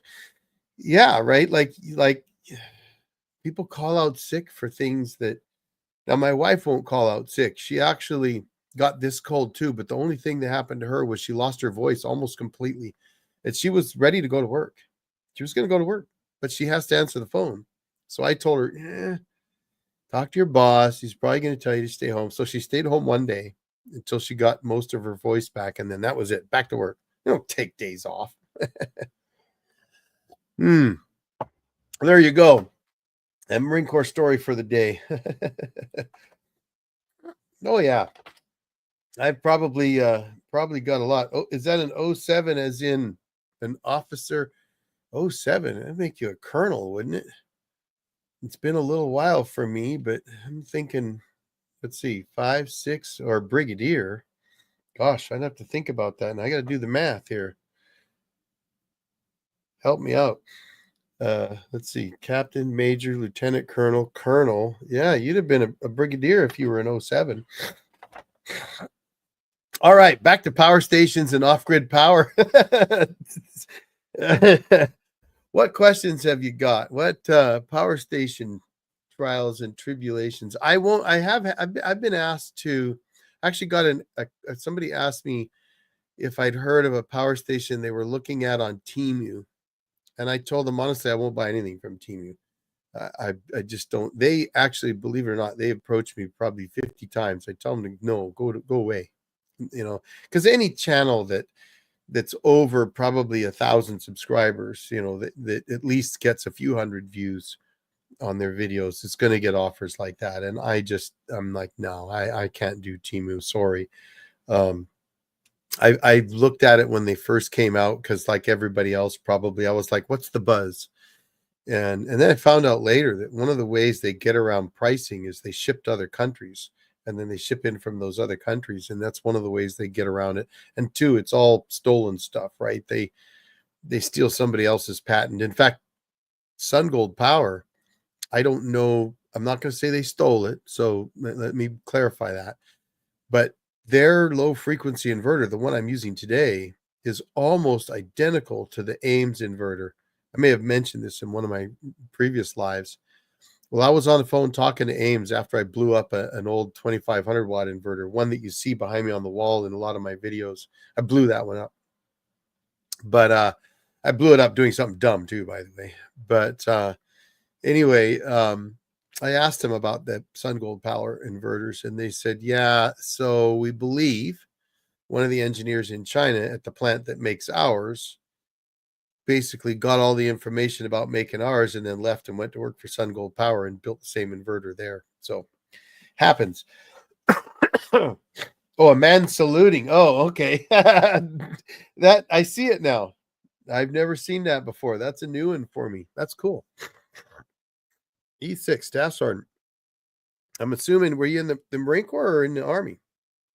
I can't say I remember. So I do know I get a lot of Semper Fi's from Marines, and I don't always remember the nicknames online. So you have to remind me if you're another one of my Marine brothers. But I only made corporal in the Marine Corps. I was out for 5.5 years, and then I went back in. I went into the Army, and the reason I went in is I ran into an Army recruiter. I used to go talk to the Marine recruiters all the time. It's actually where the old Jarhead comes from. But and he said, Jarhead, you should go back into service. And I said, there's no way I can go back into Marine Corps. The way I'm beat up and broken, there's no way I could do that. And he said, yeah, but you could do the Army though. And I said, well, there's no way they would take me if they saw my medical records. And he said, yeah, just don't fill that part out. We'll get you in. And so I said, well, I'll tell you what, if I can run a mile without dying, I'll come back and see you. And, I was in light armored infantry, and I actually trained as Navy. There you go. My daughter and son-in-law were both Navy. But I trained in the Marine Corps as a light armored vehicle repairman. So you think that's a mechanic, right? Well, kind of. What it really meant was when I got to my unit, I learned very quickly that meant I was a recon scout with a toolbox. And so when I got out of the Marine Corps, I had done all kinds of fun stuff, blown stuff up, made all kinds of explosives, shot all kinds of weapons. I was really good at walking around in the woods and finding stuff. And I didn't really have any job skills, and my mechanicking stuff was very specific and not really applicable to anything in the civilian world. And so I was doing different jobs, but I never really had kind of training you need to really get a decent career. So I went into the Army and lied on the medical side of things, and which came into play later when I was seeing the VA. That's a funny story. But went into communications, and that's where I got my initial communications training, was through the U.S. Army at Fort Gordon, Georgia. Best telecom school probably in the world. And I had a good time in the Army. I was a Marine serving in the Army, so a lot of the soldiers, the good ones knew better, but the ones that didn't would say, you're a soldier now. And I'd tell them, yeah, soldier of the sea. No, you're in the Army. Nope, I'm just a Marine serving in the Army. There's a difference. I used to take my Army, they call it a patrol cap, I think, right? I used to take that and block the front of it so it looked like a Marine Corps cover. But I had a lot of good friends, met a lot of great folks, and got out, and that started my career in civilian communications. And that's where I got all my DC power. Was doing DC power for cell towers or central office switches or remote systems and all that kind of stuff. And so that's where that all came from. Hmm. Well, we've been going just over an hour and you guys are getting quiet. So all my military stories are boring everybody. So what else you got? What do you want to know? Who's got a power station or off-grid power question or a cabin question or a sawmilling question? Because I do that too when my back allows. And I don't know if you guys, any of you guys watch the video where we almost dropped a tree on a couple guys? Did you guys watch that video? I'll wait and see if anybody has. The Astros called. They want their orange shirt back. Mr. Vacation. You know what started these orange shirts was actually running the sawmill. And I was always wearing an orange Carhartt running my sawmill when I was just on the road running my sawmill all the time. And so it kind of became a thing for whatever reason. I kind of liked it. And it's just, kind of a high vis shirt, but it just sort of became something that I wore. And so I started doing orange shirts. Now I do whatever colors, but usually if I'm running my sawmill, I'll wear an orange t-shirt. So that's where that comes from. And the old Jarhead, as I mentioned, that really came from being in the Army. And when I joined the Army, I was 31 years old. And I had to join as a private first class because they had a freeze on E4s. And I'd gotten out of the Marine Corps as an E4. But so here I was. I went into the Army with a bunch of ribbons because I was over in the Gulf. And as a PFC with 5.5 years of active service. And I showed up at Fort Gordon, Georgia for training in telecom. And the cab driver, when I got there and I got out of the vehicle, he saw this Army drill sergeant come outside to, see who's coming to his school. And he had like the National Defense, maybe a good conduct medal, and I think like an Army PLDC ribbon or something. He had like 3 ribbons. And I think at the time I had 6 or 7. And so the cab driver goes, "Hey, Staff Sergeant, look at this PFC. He's a real soldier." That didn't make me very popular amongst the cadre there at the school. Not only that, but I had blood on my uniform because on the bus ride to Fort Gordon, Georgia, some drunk got on the bus and was harassing the bus driver, and so I threw the guy off the bus for him, and ended up a little bit of blood got involved there. So oh, good Lord. Let's see. Saw the buck converters aren't bi-directional. No, no, they are not. There are at least any that I've ever looked at. They're solely for taking a specific voltage and converting it to another. And you have both step up and step down. So I think buck is actually, I think, a step down, and boost is a step up. That's why I always call them step up and step down, because I always forget, but I'm pretty sure a buck converter is actually a step down. And I used to try to use those and I'd get mixed up. So that'd be a bloopers reel. But so that's why I'll only say step up, step down now, so I don't make that mistake. But they either step up from one voltage to another and it's one direction only, or they step down, right? So you can go from 24 to 12. That's what I do at the cabin, because I've got a 24 volt system, but I run a lot of 12 volt stuff. So I have a step down converter to 12 volts. And then, if you're trying to take a 12 volt battery and charge a 48 volt power station, then doing step up is better. And if you can get away with only stepping up to 24 volts, that might be better. It might not get as hot as a 48 volt will. Or like I said earlier, I'd look for a bigger step up converter than what you're likely to draw. I will tell you something. I'm going to give you guys a little insight into I'm not going to say it was a mistake, but into something that I said in my last video or the video prior that's not exactly correct. And this is kind of important, but it's really, it's a weird thing about power stations. And that is those solar charge controllers on the power stations. They don't really work exactly the same as a normal MPPT charge controller works that you would buy if you're doing it yourself. And this is how that works.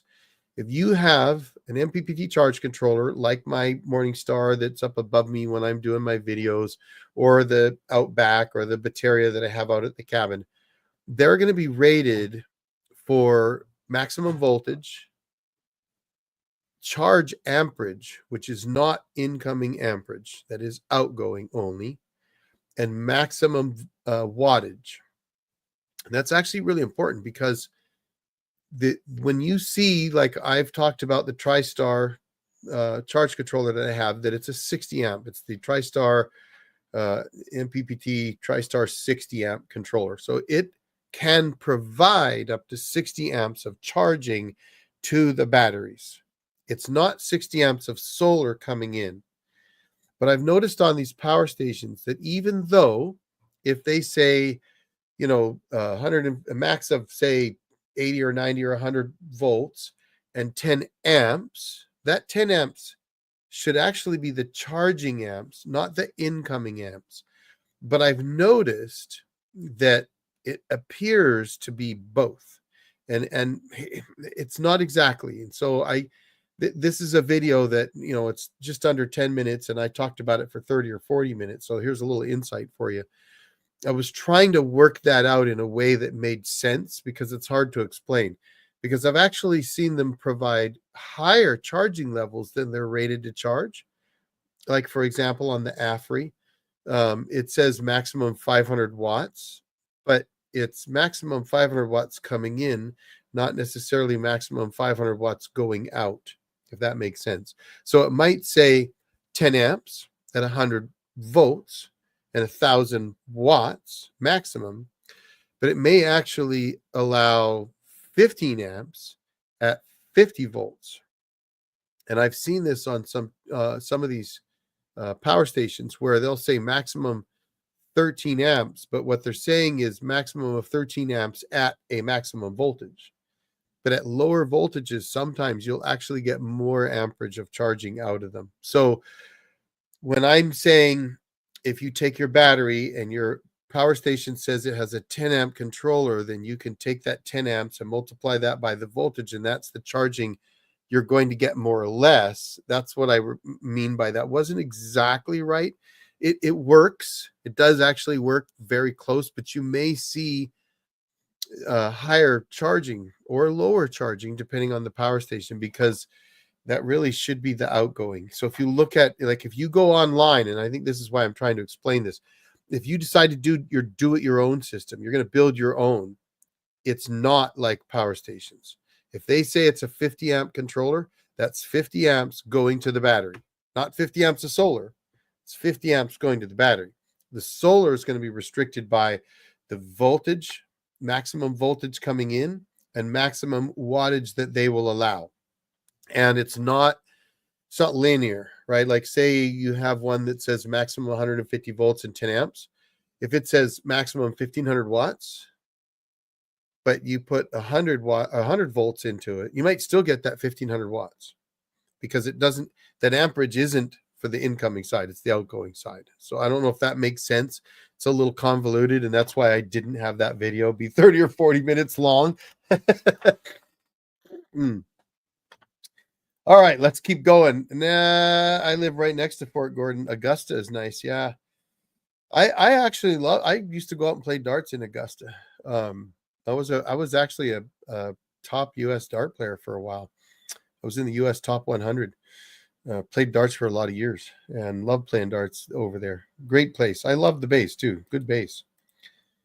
Always assume the transformer would work both ways. Not on a buck or boost converter, they don't. That makes sense now. Which makes sense? The charge controllers? I hope so. Hope I did. Did anybody get totally confused by that little blurb on the charge controllers? I was planning on doing a video on it, but it's such a convoluted thing. I almost need to talk to every power station manufacturer out there, because I don't think they use a standard, frankly. The standard on charge controllers should be on the solar panel side, on your array side, should be maximum voltage, maximum wattage. Those are not tied together either. And then on the output side, maximum amps. That's the way it should be. Okay, good. Yeah. And again, it's if you look at my system at the cabin, I have an Outback FlexMax 80. That's the charge controller that runs the 6 panels on the roof of the cabin. And those panels are all 24-volt panels, so they run about 36 plus volts. I have them in 2 series, 3 parallel. So the first 2 are tied together, the middle 2 are tied together, and the outside 2 are tied together in series. So I'm getting over 72 volts. And but that keeps your amperage on each string the same. So those are about 8.5 amps. So you have 2 solar panels, each one is 8.5 amps and 36 volts. If you put them in parallel, you double the amps, keep the volts the same. If you put them in series, you double the volts and keep the amps the same, in a nutshell. So by doing that, I've got 3 strings at over 72 volts. So because they're paralleled, I'm sending 72 plus volts to the Outback charge controller. But because I'm paralleling 3 strings and they're each 8.5 amps, that means I'm sending over 25 amps to the charge controller. So 72 plus volts, 25 plus amps hit that charge controller. It can then convert that to the 24-volt charging profile, which I have programmed at 29.1 volts, because that's what Big Battery told me to send to those batteries. They're 24-volt LiFePro4s. So I send 29.1 volts to them at the maximum amperage that it can get. So if I were to do the math for you real quick, I'm going to guess that's about 50 amps. So let's go, let's just say 72 times, what did I say? 25 plus, let's call it 26 amps. That's 1,872 watts. So if I divide that by 29.1, that's 64.32 amps. So I'm taking my solar array on the roof of my cabin, and each of those is approximately 8.5 amps per panel in a series parallel configuration. Now, why am I doing this? I'll explain that to you here in a second. Sending then 72 volts and 25 plus amps over my 10 gauge wire, there's the answer, to my Outback charge controller. It's then converting that to 29 volts and 64 plus amps going into the batteries. And then I also have my ground mount panel on a bateria charge controller right now that is putting out 60 volts at something like 11 amps and in series, all in series. So we're running 11 amps over that 10 gauge wire back to the bateria, which then converts that and gets another 20 or 30 amps. So I can hit my batteries at about between 80 and 90 amps regularly in peak sun. So why did I do this series parallel? Because I wanted to keep my amps below the maximum threshold for the cable I'm using, which is a 30 amp threshold on the particular 10 gauge cable I'm using. I know some say, no, that's not right. That's what that cable's rated at. From what I remember when I put it in, maybe I could be wrong, but I don't think so. It doesn't even get hot, so I'm not worried about it. But I'm putting 25 amps over it. And with the 70 plus volts, 72 or whatever, I'm really not getting much loss over that 50-foot run. And it's all about voltage drop, right? I don't want a lot of voltage drop over my run. I could probably get away with running 8-gauge cable, or if I wanted to run those panels in parallel, I could put an even bigger cable. But why do that, right? Less amps, smaller cable, smaller hit on your pocketbook. And then the 3 on the ground, same thing, right? I run those in series so that I can crank the voltage up so that I have less voltage drop over my 10 gauge cable getting back to my charge controller. And that's the one thing I always try to say. Solar panels are not like you see somebody will say like a solar panel is a 12-volt panel or a 24-volt. There's no such thing really. They're just they're not, because unless you're only buying, if you're only buying one, then yeah, okay. If you're using a PWM controller or PCM controller, yeah, I think it's PWM. I always forget which one it is, but those you need to have your voltage range very close to your maximum voltage for your battery charging. But otherwise, hey, Lisa, less amps, smaller cables. Yes, it's exactly right. And yeah, I still have a cold. It's my sister, by the way, folks. Say hi to Lisa. But where was I? You got me sidetracked. Come on, help me out, folks. Where was I?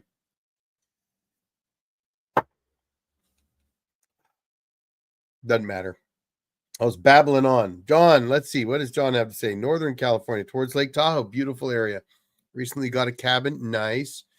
How did I get my solar cables into my cabin and run them within? Well, so my wiring at the cabin is not something to aspire to do yourself. I'll tell you that right now. I was an R&D guy for a long time in telecom. R&D guys are really good for figuring out how things work and then making things work. They're not necessarily really good at making wiring look very pretty. People that do wiring are very good at that. So for me, the trick is, number one, a combiner box. I am a firm believer in combiner boxes. I know a lot of guys today, they want to run fuses, and fuses are great for when you're putting multiple panels in series. That's a great idea. You can protect your panels that way. Putting fuses between your panels in a string is a good idea. But if you're going to parallel, or even if you're not paralleling your array, your panels in an array, even if you're not doing that, it's good to have a combiner box. And you put your combiner box on the outside of the building. Those are weatherproof boxes. And you run your cable from your solar panels either through conduit, which is the better method of doing it, or you could do like I did, and I don't recommend it, but on my ground mount panels, I ran it through conduit to the building, but I didn't run conduit up to the combiner box, which I intended to. I just never got around to doing it. And 15, 16 years later, it's still fine. But then I ran it into the cabin through the wall, and I ran it in the wall because I was building the porch when I did the initial build. So I built the porch for my solar power so I could run it through the wall, just like you'd run Romex through the wall if you're framing up walls. So that was a really easy way to do it. For the back room, where now all of my solar power gear is, it's going to be done differently than what I have today. I'll tell you that right now. Each time I went and put stuff back there, it was always in a hurry. And unfortunately, I agree with the idea that you should do things right the first time so you don't do them again. But if you're in a big hurry, like I was when I moved my LifePo 4 batteries because it was going to be 30 below and I didn't want to ruin $3,600 worth of batteries, we made a path very quickly. And, so it's run through some PVC under the cabin and then into the walls. The way I will be doing it, and I have a friend that's going to help me do this because he did a lot of electrical work and his dad's an electrician. He used to work with his dad, but we're going to actually put in some EMT, aluminum conduit from the combiner box back to where the charge controllers are. And then you can run your cable through those conduits, and you should have pull boxes and junction boxes and things when you do that. So what I would say is it depends on where you're putting your charge controller. If you're putting your charge controllers, inside the cabin, then you could run conduit down the wall and punch a hole through the wall. And that's what I did when I put my Outback inside my cabin rather than in my porch. I came in through some conduit, punched a hole through the wall, ran some conduit through the wall, tied it into the back of the charge controller, and then ran all my wires in that way. So that's really the way to do it. For my next cabin, that is what I'll do. And for the one that I'm still working on after 15 years, we're going to be running conduit and redoing all the wiring underneath the cabin. And that protects it from rodents too. So if you go back and you watch my cabin videos, you'll notice that the wiring's not exactly up to code.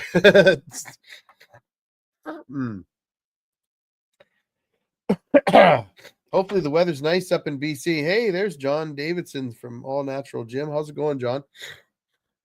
I'm fighting a cold, so I'm trying to get over the damn cold, actually. What else you got, folks? And John, so I want to know more about this cabin. So so that's a beautiful area. Now, isn't the Rubicon just a little south of you then? I'm thinking that's pretty sure the Rubicon's just a little south of you. And that area, so Nevada City, there's a company in Nevada City called, I want to say it's Nevada City. I'm sure it is. Um, on the California side, in California, but near Lake Tahoe. Mini Mania. I want to say that's where Mini Mania is, and they used to be a sponsor of mine when I was doing Mini Coopers all the time. And I drove a Mini Cooper actually across the U.S. one year back in 2001 for a charity, and it was called Mini Run 2001. Let's see. I'm looking up Mini Mania right now because I got to know if they're in Nevada City. I think that's where they are. Nevada City, California. There we go. Yep, that's where they are. Look at that. My memory's not as bad as I thought. So if that's where you're at, if you're in that area, that is beautiful country right there. It's not too much different than where my cabin is, believe it or not, even though we're, 600 miles apart. Current setup. I need to go back and do it right eventually. You hit the nail right on the head right there. It's hard to redo everything when it's working fine. I put my first solar power setup in September of 2010, and I'm still using components of that system today. And we moved everything into the back room a year and a half ago. I want to say it was like January of 24, I think. And that's when we raced up there before it got to 30 below. And I wish I could have filmed more of that for you guys, but I got to be honest. I tried to film some, but it would have been a good video, right? Going up there and disassembling all of the components and having to move them. But my batteries weigh about 80 pounds a piece. And as soon as we took down the system, we had no power. Now, I did bring a power station. They're great for that. So I had a power station out there, plugged the refrigerator into that power station. So my fridge was running on it. Didn't even think about running lights off of it. I just ran kerosene lamps, and flashlights.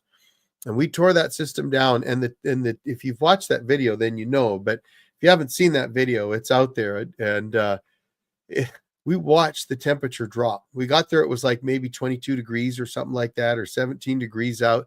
And then, then it was 10 degrees, then it was 5 degrees, then it was 0 degrees, then it was like -5 degrees, and it was literally dropping like every hour we'd look at it, it'd be, 10 degrees colder. And so we're in this mad rush to try and get the batteries out of the porch where they couldn't stay warm enough and get them into my back room, which is super insulated, partially subgrade, and has a heater. And GoPros run on lithium batteries, and they don't work very well when it's -20 or -30 out. So I knew that the batteries would die, which they were dying on me with what little filming that I did. But it was a goat rope. I mean, we had to drag the batteries out onto the deck. And now it's already sub-zero, so you're already running a risk, right? Although they're warm enough still that they should be fine. But then take my tractor with a pallet on the pallet forks and stick that up to the porch, lay the batteries onto the pallet with insulation underneath them, on top of them, around them to try to protect them a little bit, strap them on, drive the tractor around to the back of the cabin, unstrap everything, and then pick up those 80-pound batteries and get them into that back room before they froze. Oh, yeah. Lots of fun. John, how are you? Yeah, you some of the older videos. Oh, there's one out there that I did about 3 years ago. It was one of my cabin videos during my mostly sawmilling phase of the channel. And I had actually grabbed a sawmill. It was the beginning of December 2022, I think. And I had plans to go to the cabin and make 3 videos on how-tos on running my sawmill. And I got to the bottom of the property, and normally when you get up there that time of year, it's still pretty dry. And I got to the bottom, which is about 3 miles from the cabin, and there was about 3 or 4 more inches of snow on the road. And I knew right away, I know that road. There's no way I was bringing my sawmill up to the cabin. So I had to drop the sawmill off at the bottom of the road. And I'm in my truck, which I don't like driving my truck up there in the winter because it's a, Ford F-350 Lariat dually that's worth too much money for me to drive off a road into a tree, right? And so and your insurance isn't going to cover that. I was on a goat trail in the middle of the mountains and rolled my truck. Can I get insurance for that? I don't think so. So I head up to the cabin and I get up just fine, but I knew I was pushing my luck because it was kind of not, things weren't looking good. I think it might have been 6 inches of snow at the cabin, maybe. But the problem with that road is the ice is up in the wintertime. So the rule of thumb is you don't go up there in the winter without chains because your way down might get really exciting.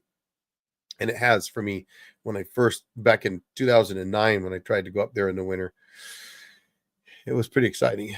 But so I get up there, and as I'm approaching the cabin, I notice that the center ridge cap along the cabin was laying across the solar panels. That's not good. Not good for a few reasons. One, I had been fighting rats up there a few years earlier that had figured out how to climb up under the solar panels, up the metal roof to the ridge, and where that cap was twisted a little bit because it wasn't properly installed and finished, they could climb underneath it and get down into the inside of the roof in the cabin, and it wasn't finished. So it was just insulation up there so they could get down into the cabin. So I had to seal all that up.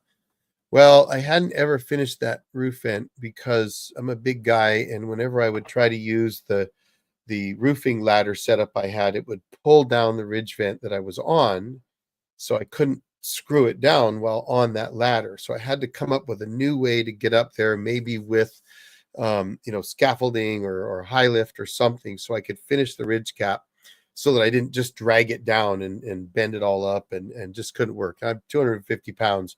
And me and my gear on a ladder over the ridge cap that's not fully screwed down just bends it. So I always intended to go back and get that done when I figured out how I was going to do it. But it had stayed there. It was working. But I guess we got a big windstorm and it ripped it off.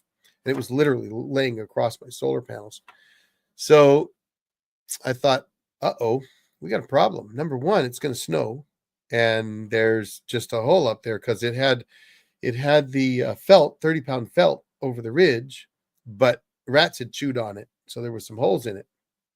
And I knew I was going to have to fix it, but I didn't know how I was going to do that because I was up there alone. And if I got up on that roof and somehow fell off the roof, then I would lay there freezing to death for a week before anybody figured out I hadn't come home. Right? It's not like I had a phone or anything that I could call somebody laying on the ground with a broken back and say, hey, I need help, because there's no cell coverage either.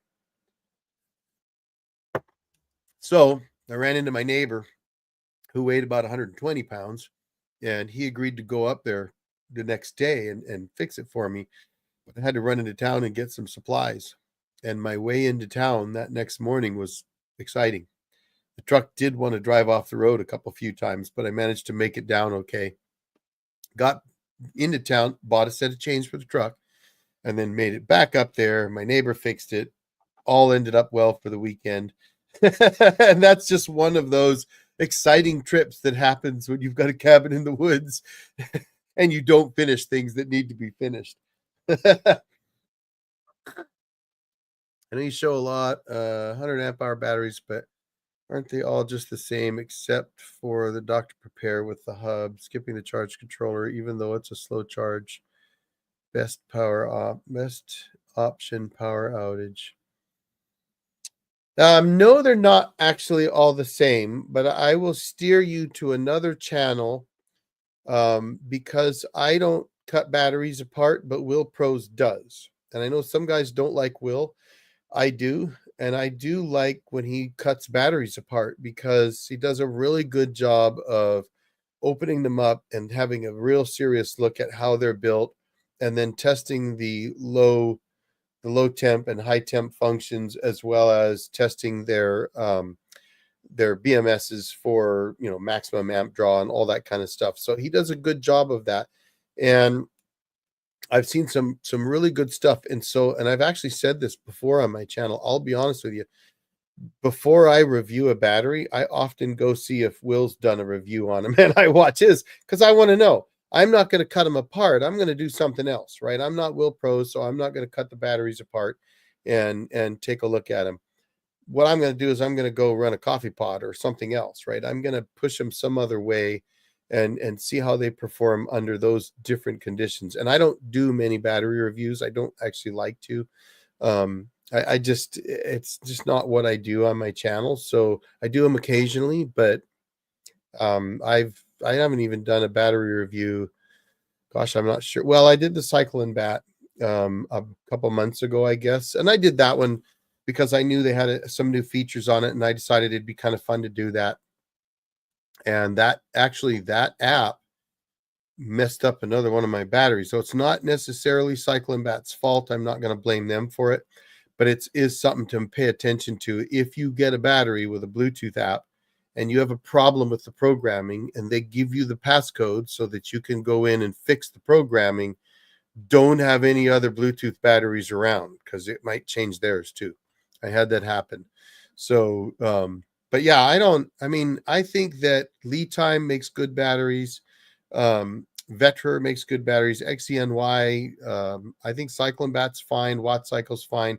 They're not all the same. Some of them are better than others. And I think that's one thing that Will Pros does really well. So if you're thinking about a battery, that's one way to do it. Now, the Dr. Prepare, I did that review primarily because I just thought it was a really cool concept. Putting a charge controller on the battery was really cool, but 100 watts was a bit low.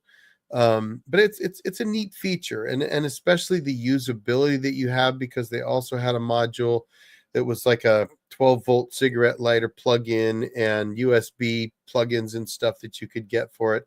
I thought that was really cool. But honestly, I think probably build quality, your Lead Times, Vetters, XCNYs, those are better. And so, if someone comes to me and says, what am I running? Well, I'm running 2 heated Vetter LiPo 4s in my camper. And yeah, I have videos on those with links in them, and I think they have discounts, but you could go to Amazon and get them yourself without my links. I'm not trying to sell anybody any batteries. I'm just telling you that I think they're good batteries. I like the Lead Time batteries. I think they make great batteries, and I have a pair of those that I actually gave to a friend of mine for his RV. And I would not give batteries to a friend of mine if I didn't think those batteries were going to last him forever. So, and XENYs, I use those a lot in my testing, and I abuse them a lot, and I like them. They seem to work good. So beyond that, I know Power Mister, there's so many others. I've had lots of offers to review different batteries, but I'm just not a battery review guy, so I try to limit those, and I just don't see doing them that often, frankly. What do I recommend as a wall charger to charge a 100 amp hour battery? Reviews on Amazon are misleading. Yes, reviews on Amazon are terrible sometimes.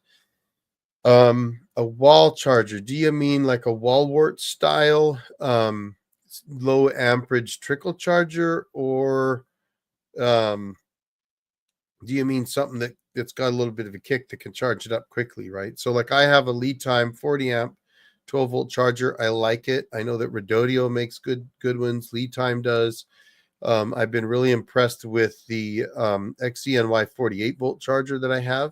Lead Time's also worked really well. The Walwart kinds, I've got some cheap ones, and I can look them up for you. But I honestly have a couple cheap Walwart style trickle type chargers that I've used for a while. I got them on Amazon. They work fine. They're just low, right? So if you're doing just a trickle charge kind of thing, I've got the Next Peak. It seems to work fine. In fact, I've got 2 Next Peaks. I've got their 10 amp battery charger that does 12 and 24 volts. I've used that a lot. I bought that 2 years ago.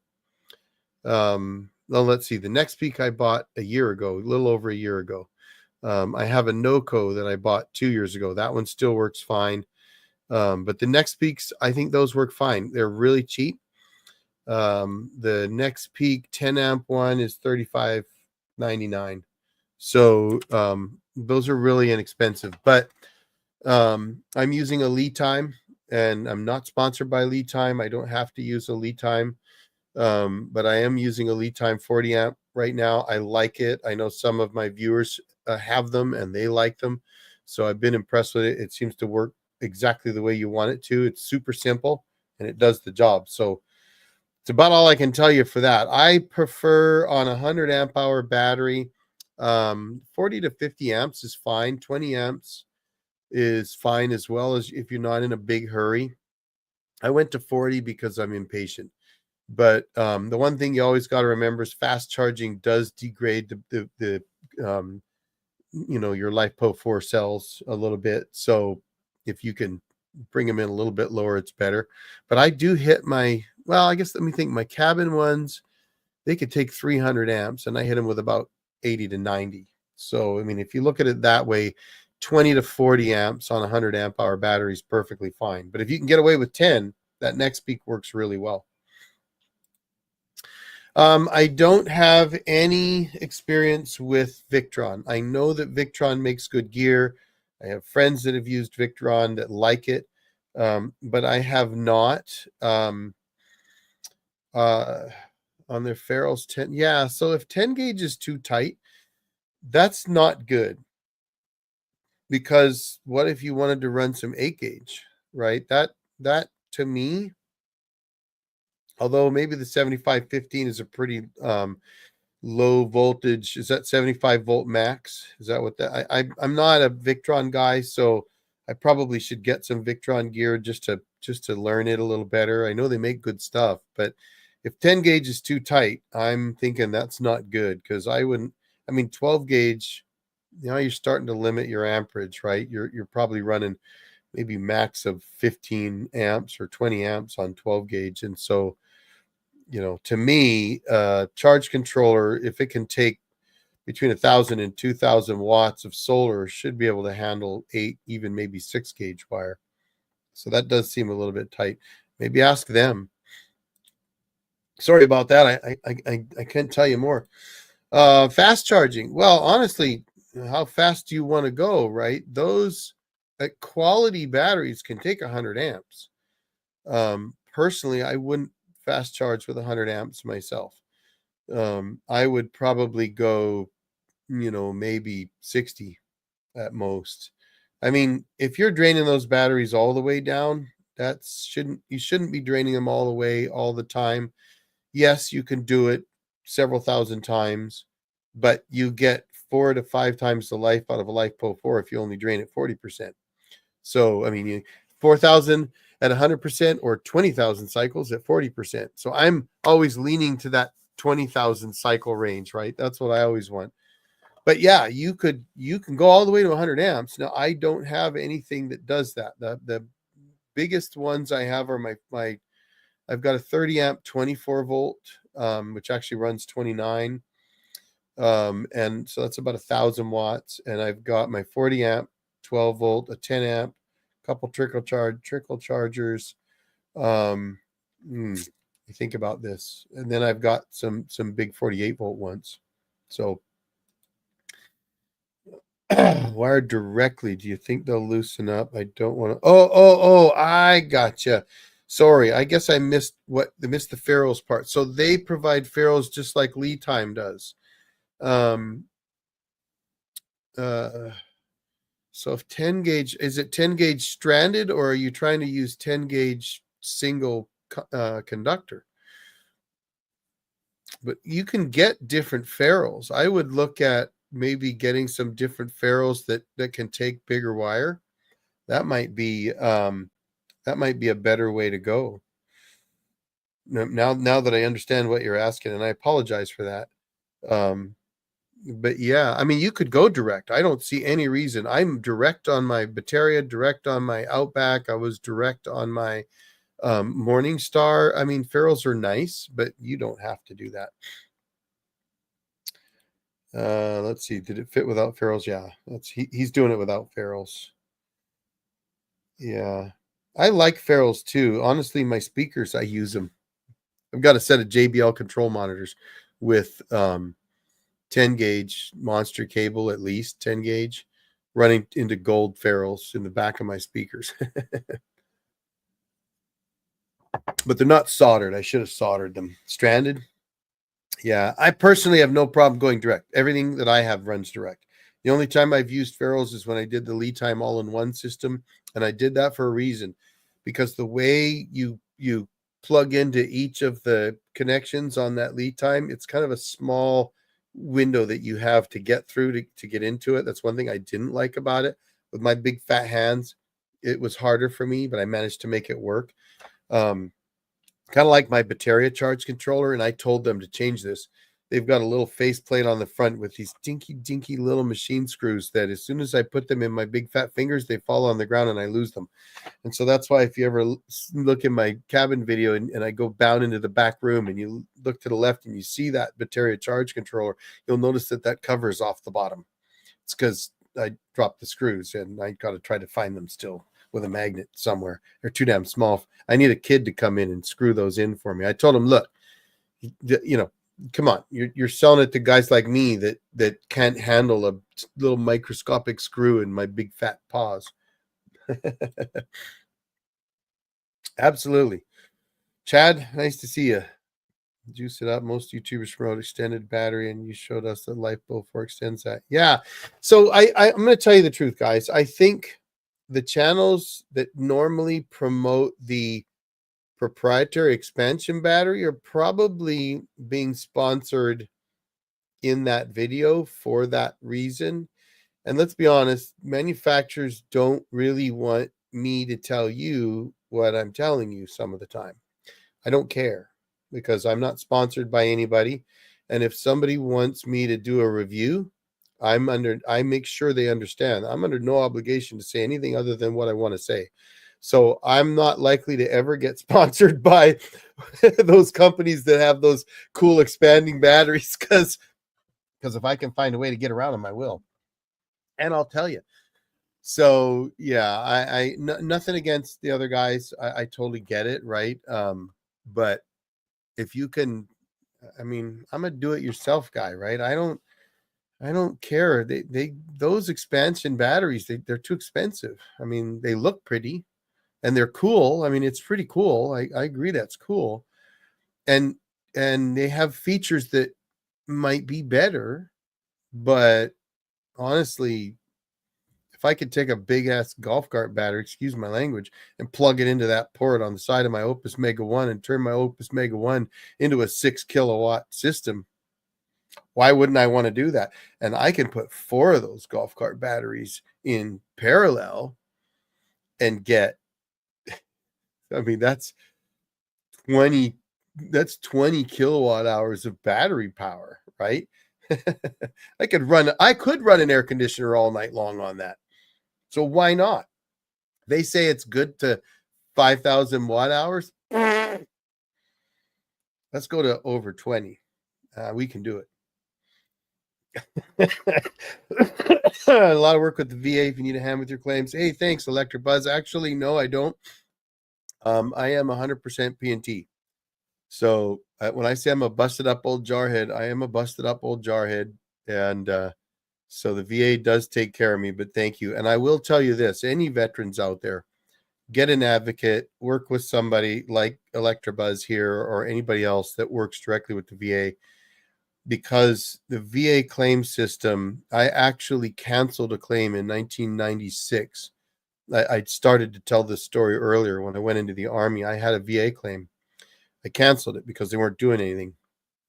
When I finally was convinced to go back in 2018, the VA asked me, they said, wait a minute, you have all these injuries and all these things that happened when you were in the Marine Corps and when you were in the Gulf. So how did you go back in the service? And I said, because you bastards wouldn't do anything for me. And the guy, and that's exactly what I said. And the guy doing the comp exam said, yep, that's probably true. Signed off. And, and they've been really, really good since then. I would say that in the last 10 years, the VA has really changed and improved. And so I'm not an advocate in the sense that there are people that are advocates that you can help you, they will help you do your paperwork. But I am always telling veterans, go to the VA. I guarantee you've got some kind of an injury. If you were in the infantry or any unit that did a lot of shooting and you're older like I am, you got tinnitus. Well, that's worth, I don't know, when I got my tinnitus claim, that was $189 a month. Why throw away $200 a month if that's what you can get for tinnitus? And they can't deny a tinnitus claim. So if your ears are ringing because you were in the service and you don't have at least 10% and get paid every month, well, then you should go to the VA. And I try to tell everybody that as often as possible. So yeah, thank you. It was a long, hard road, as I'm sure you know. The VA does, they're stingy. Absolutely. What's my favorite power station and what's my favorite solar panel? Well, I'm going to start with solar panels because I don't have a favorite solar panel. But I do have a favorite portable solar panel. And to be honest, for some solar panels, I wouldn't say I have a favorite because I haven't tested enough of them. But when it comes to portable panels, I actually really like the AFRI 400 watt panel. It's a little low on voltage for some systems. It's only a 26 volt panel, so it's not going to work as well with like the Dabson, which really, or for that matter, the Opus or any of the power stations that can take, 190, 100 plus volts. But it's very light. It's lighter than other panels I have. It consistently puts out the power, and it works well for anything that can take that lower voltage and utilize it. So the key with voltage is it's amps times volts equals watts, right? So if your power station is looking for, say, 80 volts and you only give it 26 and it has a 48 volt battery, it's going to have to ramp up that 26 volts or step up that voltage to get to the 48 volt charging profile, which is like 58 volts, and then do its charging. So that's number one. You're going to get some loss there. And then if that panel can provide, 25 times 4 is 100, right? So let me pull a calculator out because my brain isn't that good these days. So 400 divided by, let's say 26.2, 15 amps. So that's a 15 amp panel. If your power station will only take 10 amps, well, then you're only going to get 260 watts out of that 400 watt panel. So that's something you have to pay attention to, but that is my favorite one. That's the one I always carry. I use it with my Redodio DC charger with MPPT charge controller because it works perfectly for that. It works great with like an AFRI type power station that has that lower voltage battery and lower, 50 volts or below on the solar input, but with up to 20 amps that it can charge with. So it works really well there. But like on the Dabson, which I do use it with my Dabson, I know I'm only going to get 260, 270 watts out of it. So my favorite power station, and for other solar panels, I will tell you that I can't say I have a favorite flexible panel, but I do really like the Bouge RV Arc, not because they gave it to me, not because I now have a second one, but I do actually really like it. I can walk all over it. It was easy to install, and it actually produces more than 200 watts. I think I talked about that in my last video on it. I want to say I got like 220 something out of it on one day when everything was lined up perfect. It was doing great. So it does really well. I like that one, but I haven't tested any other flexible panels, so I can't say. When it comes to hard panels, like I have at the cabin, I don't have a favorite. My favorite is actually, you'll love this, the one I can afford. I want the biggest solar panel in terms of production I can get for the cheapest price that isn't a piece of crap. So I would buy my panels from places like Sunelec, A1 Solar, Signature Solar, somebody like that. I know they're going to sell good panels, and I don't have any name brands I care. Frankly, my panels probably aren't made by anybody today anyway. So they're going to last forever, and I don't worry about it. And they're non-UL rated. I don't care about a UL rating either. As far as power stations go, because excuse me, because I'm playing with some Dabsons right now, and they have done me really, really well. For a 2 kilowatt power station, I'm probably gonna have to say the Dabson DBS 2100, and not because that's my newest one, but I really like a lot of the features they have. I really abused it on the 2 weeks that we were up in Canada. It worked great. I had no issues with it. It can take a lot of power coming in, and I love their app. I'm not an app guy. If you watch my channel, I'm like, I don't want this stupid apps on my phone. But they're all doing it, but theirs is really easy to use, and I like it. I had that in the truck powering my Iceco fridge, and decided that I would run a extension cord into the truck overnight, plugged into the camper, which was plugged into my son's shop. And I knew that I was going to push that 20 amp circuit or whatever he had there. So I just went into the app and I turned the charging profile down to like 300 watts. And at the same time, I was using the Dabson 600 to run my laptop, and I wanted to charge that back up. So I just changed that one to 300 watts. So it was really easy to do. And then when I'm at a spot where I can crank it up, like maybe with the solar panel, I could crank it up a little bit and try to get some more out of it. I just go into the app and turn it up. And I liked that. So as much as I don't like apps a lot of the time, I like theirs. Actually, I think it's simple. It works well. It did good. And I have, I've had two AFRI P210s. I have one because I gave one away. I've had the All Powers 2 kilowatt unit, an All-Way 2 kilowatt unit.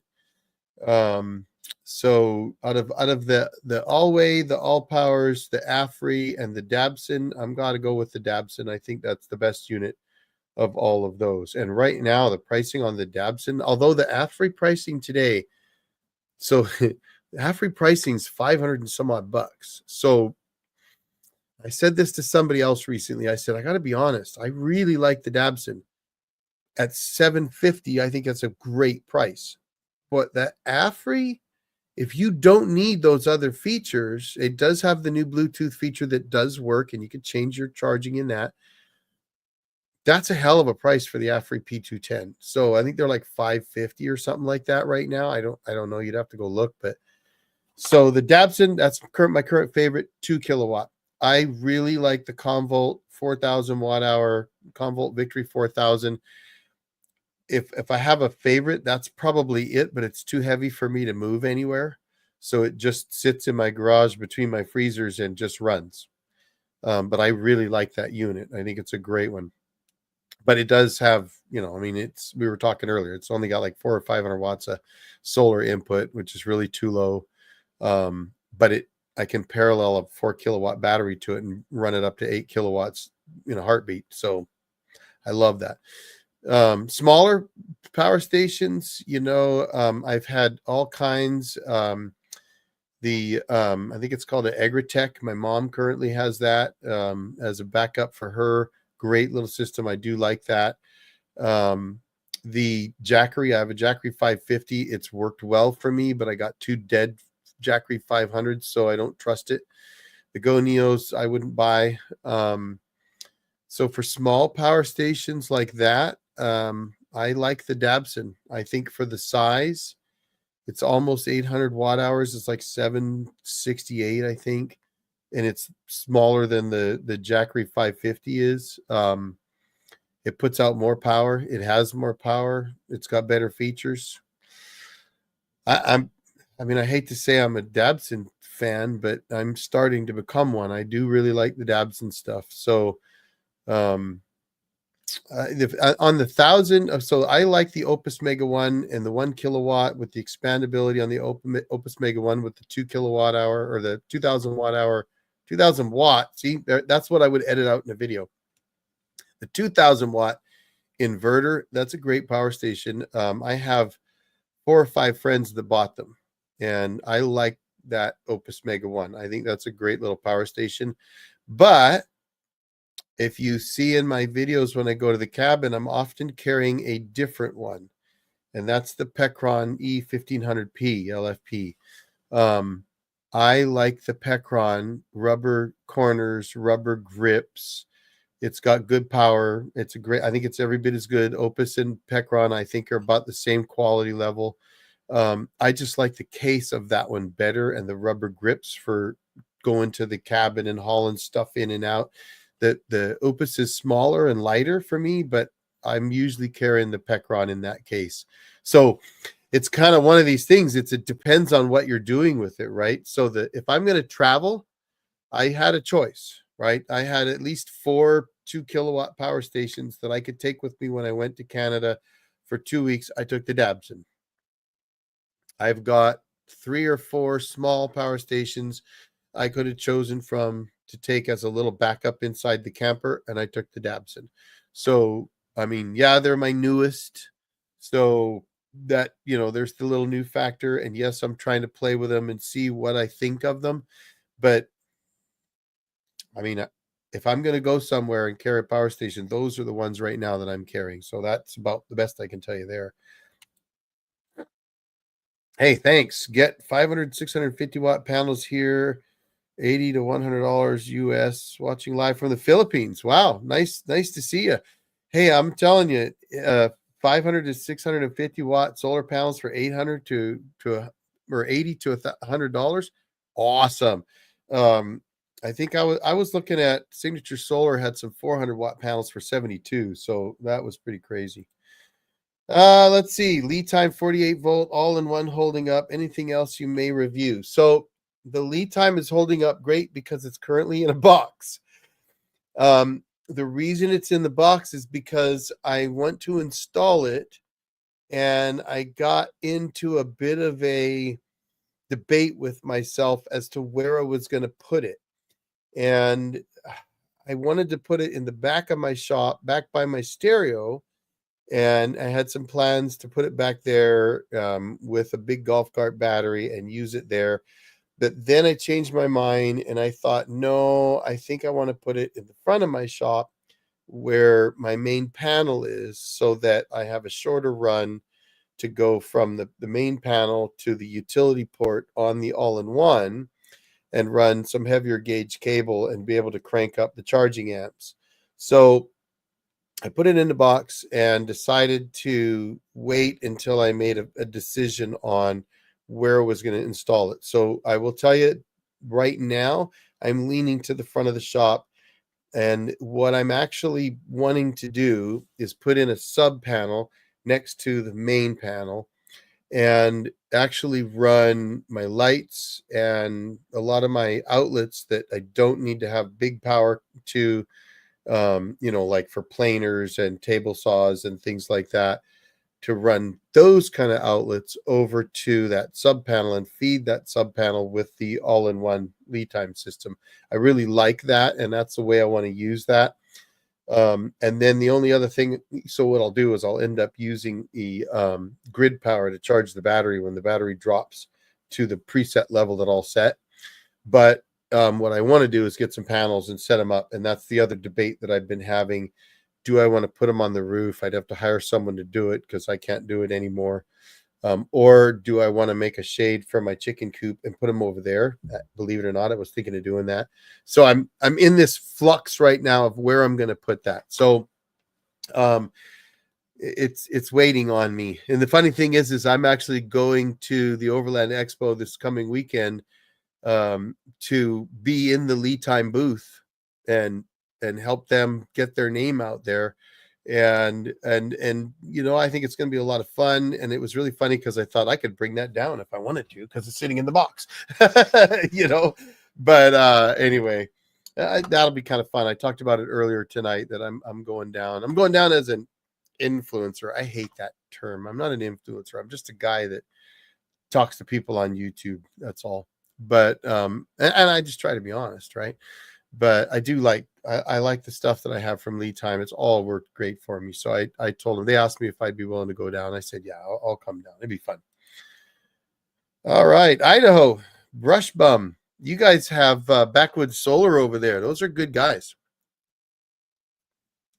You ever worked with them? One of them actually used to watch my channel when I was doing all the sawmill stuff.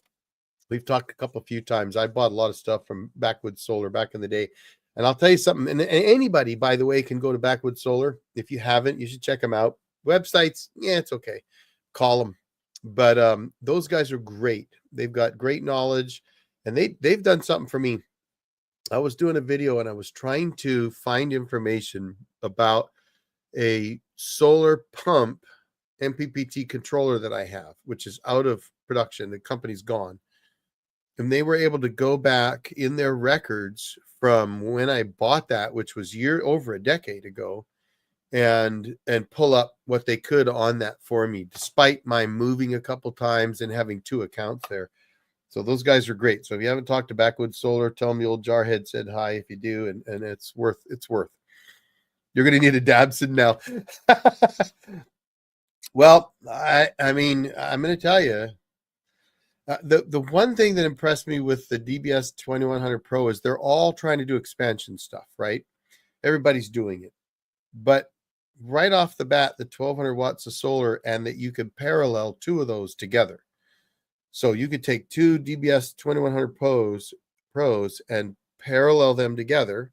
So now you got 2400 watts of solar, and then stack your batteries underneath them. And as much as I would rather do my own batteries, the fact that they can do 13 kilowatt hours of battery in that system, to me, now you're talking about a 2000 watt, it's actually 2150 watt hour power station that you can get, that's just that size of an AFRI, but it has all that expansion capability. To me, that speaks volumes about what you can do down the road if you wanted to. So I kind of like that. And I'm not even a huge fan of those proprietary expansion batteries, but I like what they did. So take it for what it's worth.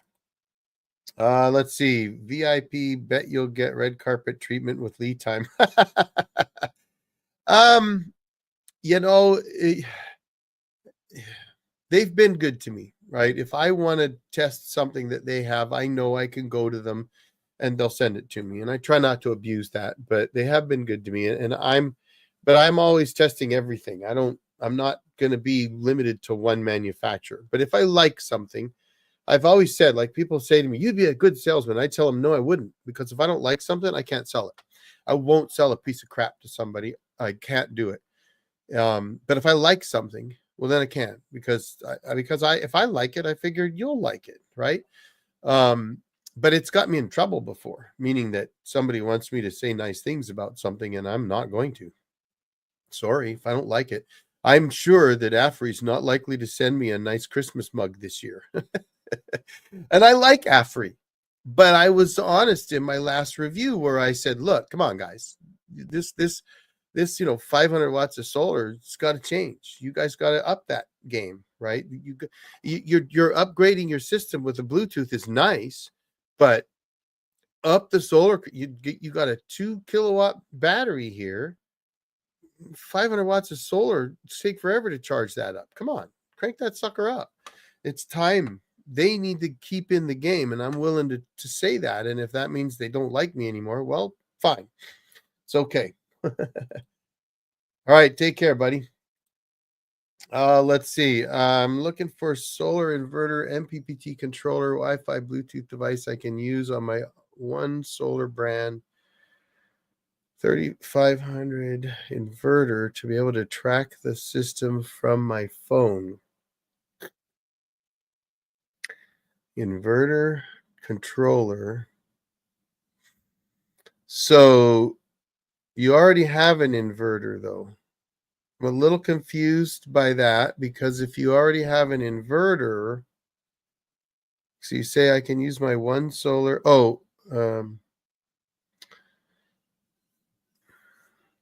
So I don't know if EG4 has Bluetooth.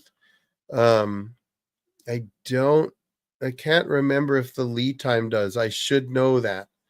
I can't remember. My Bateria is not an inverter controller. It's only a controller, but it does have Bluetooth.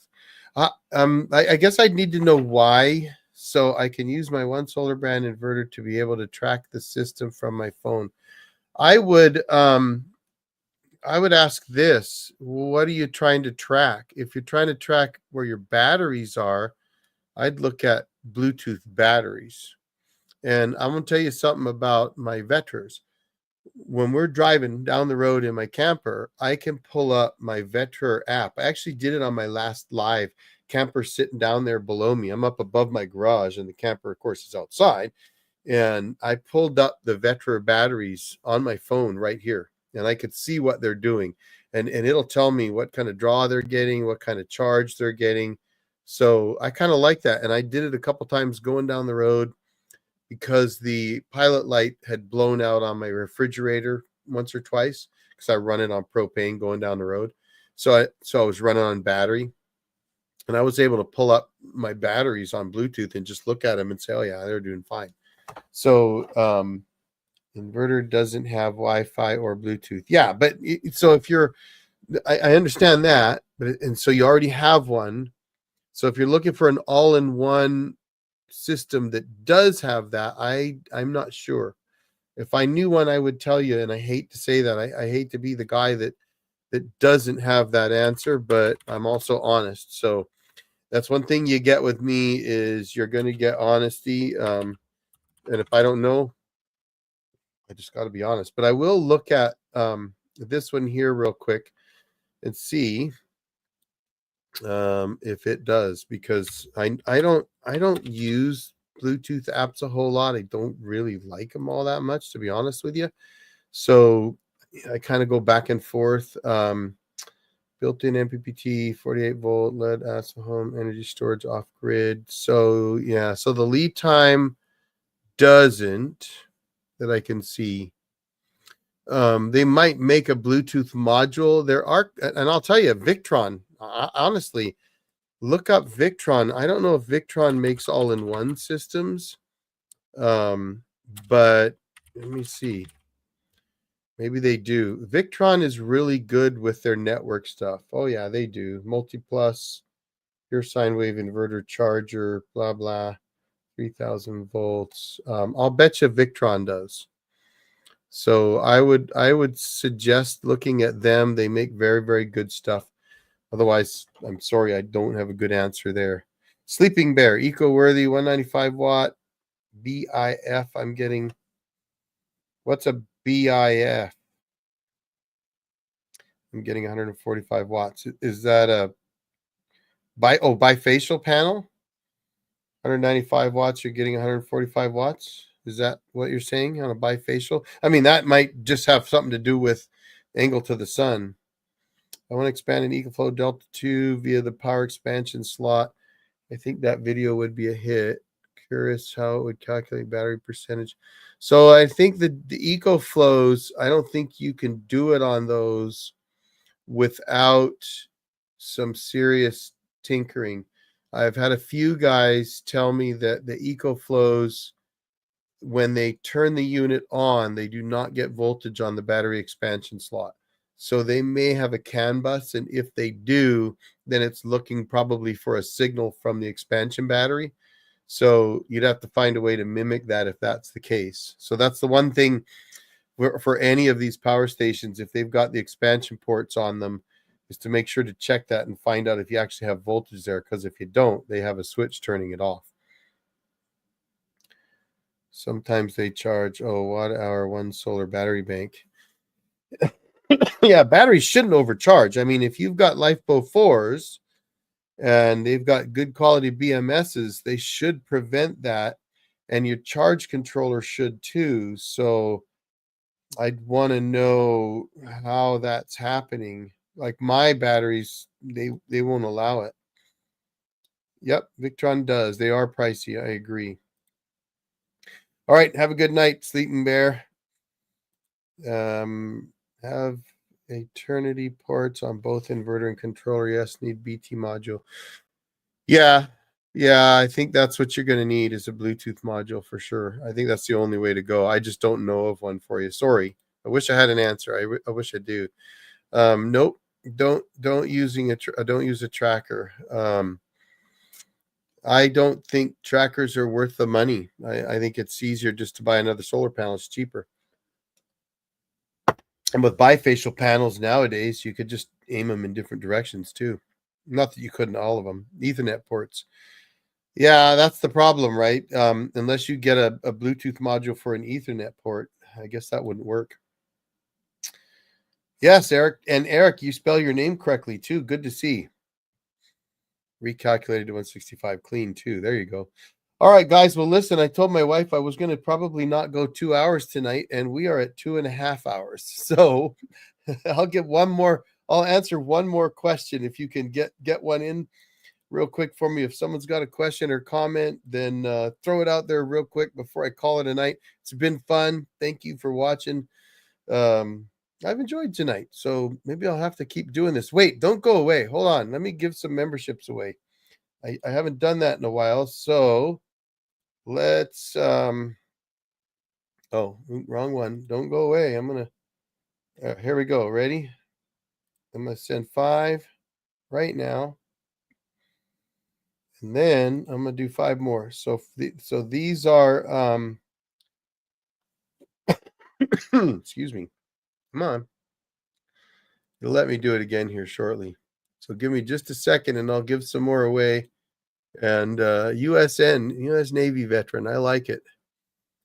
All right, one more time. Ready? Let's see. Oh, Electric Buzz. You got it. That's awesome because you know what? People don't normally get they don't normally get the the gifted memberships while they're watching the show. So if you're still there, there you go.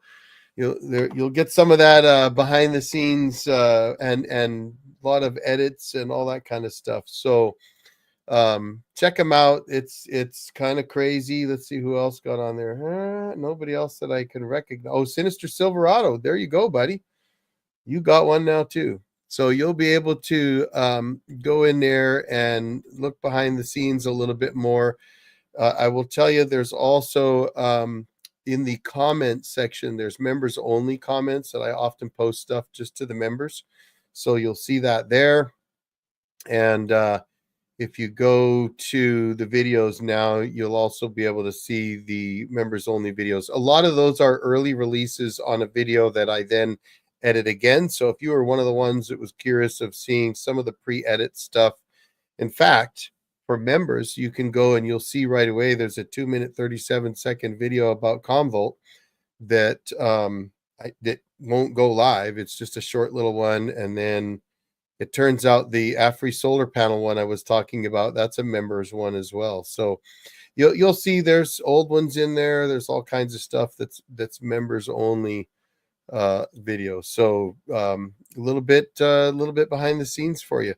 I'm not going to guarantee those are my best videos because they're all behind the scenes. But the other thing you get as members is you get to see stuff first. So when I put a video out, I always put it members first. So all right, everybody, have a great night. Thanks for being here. It was fun.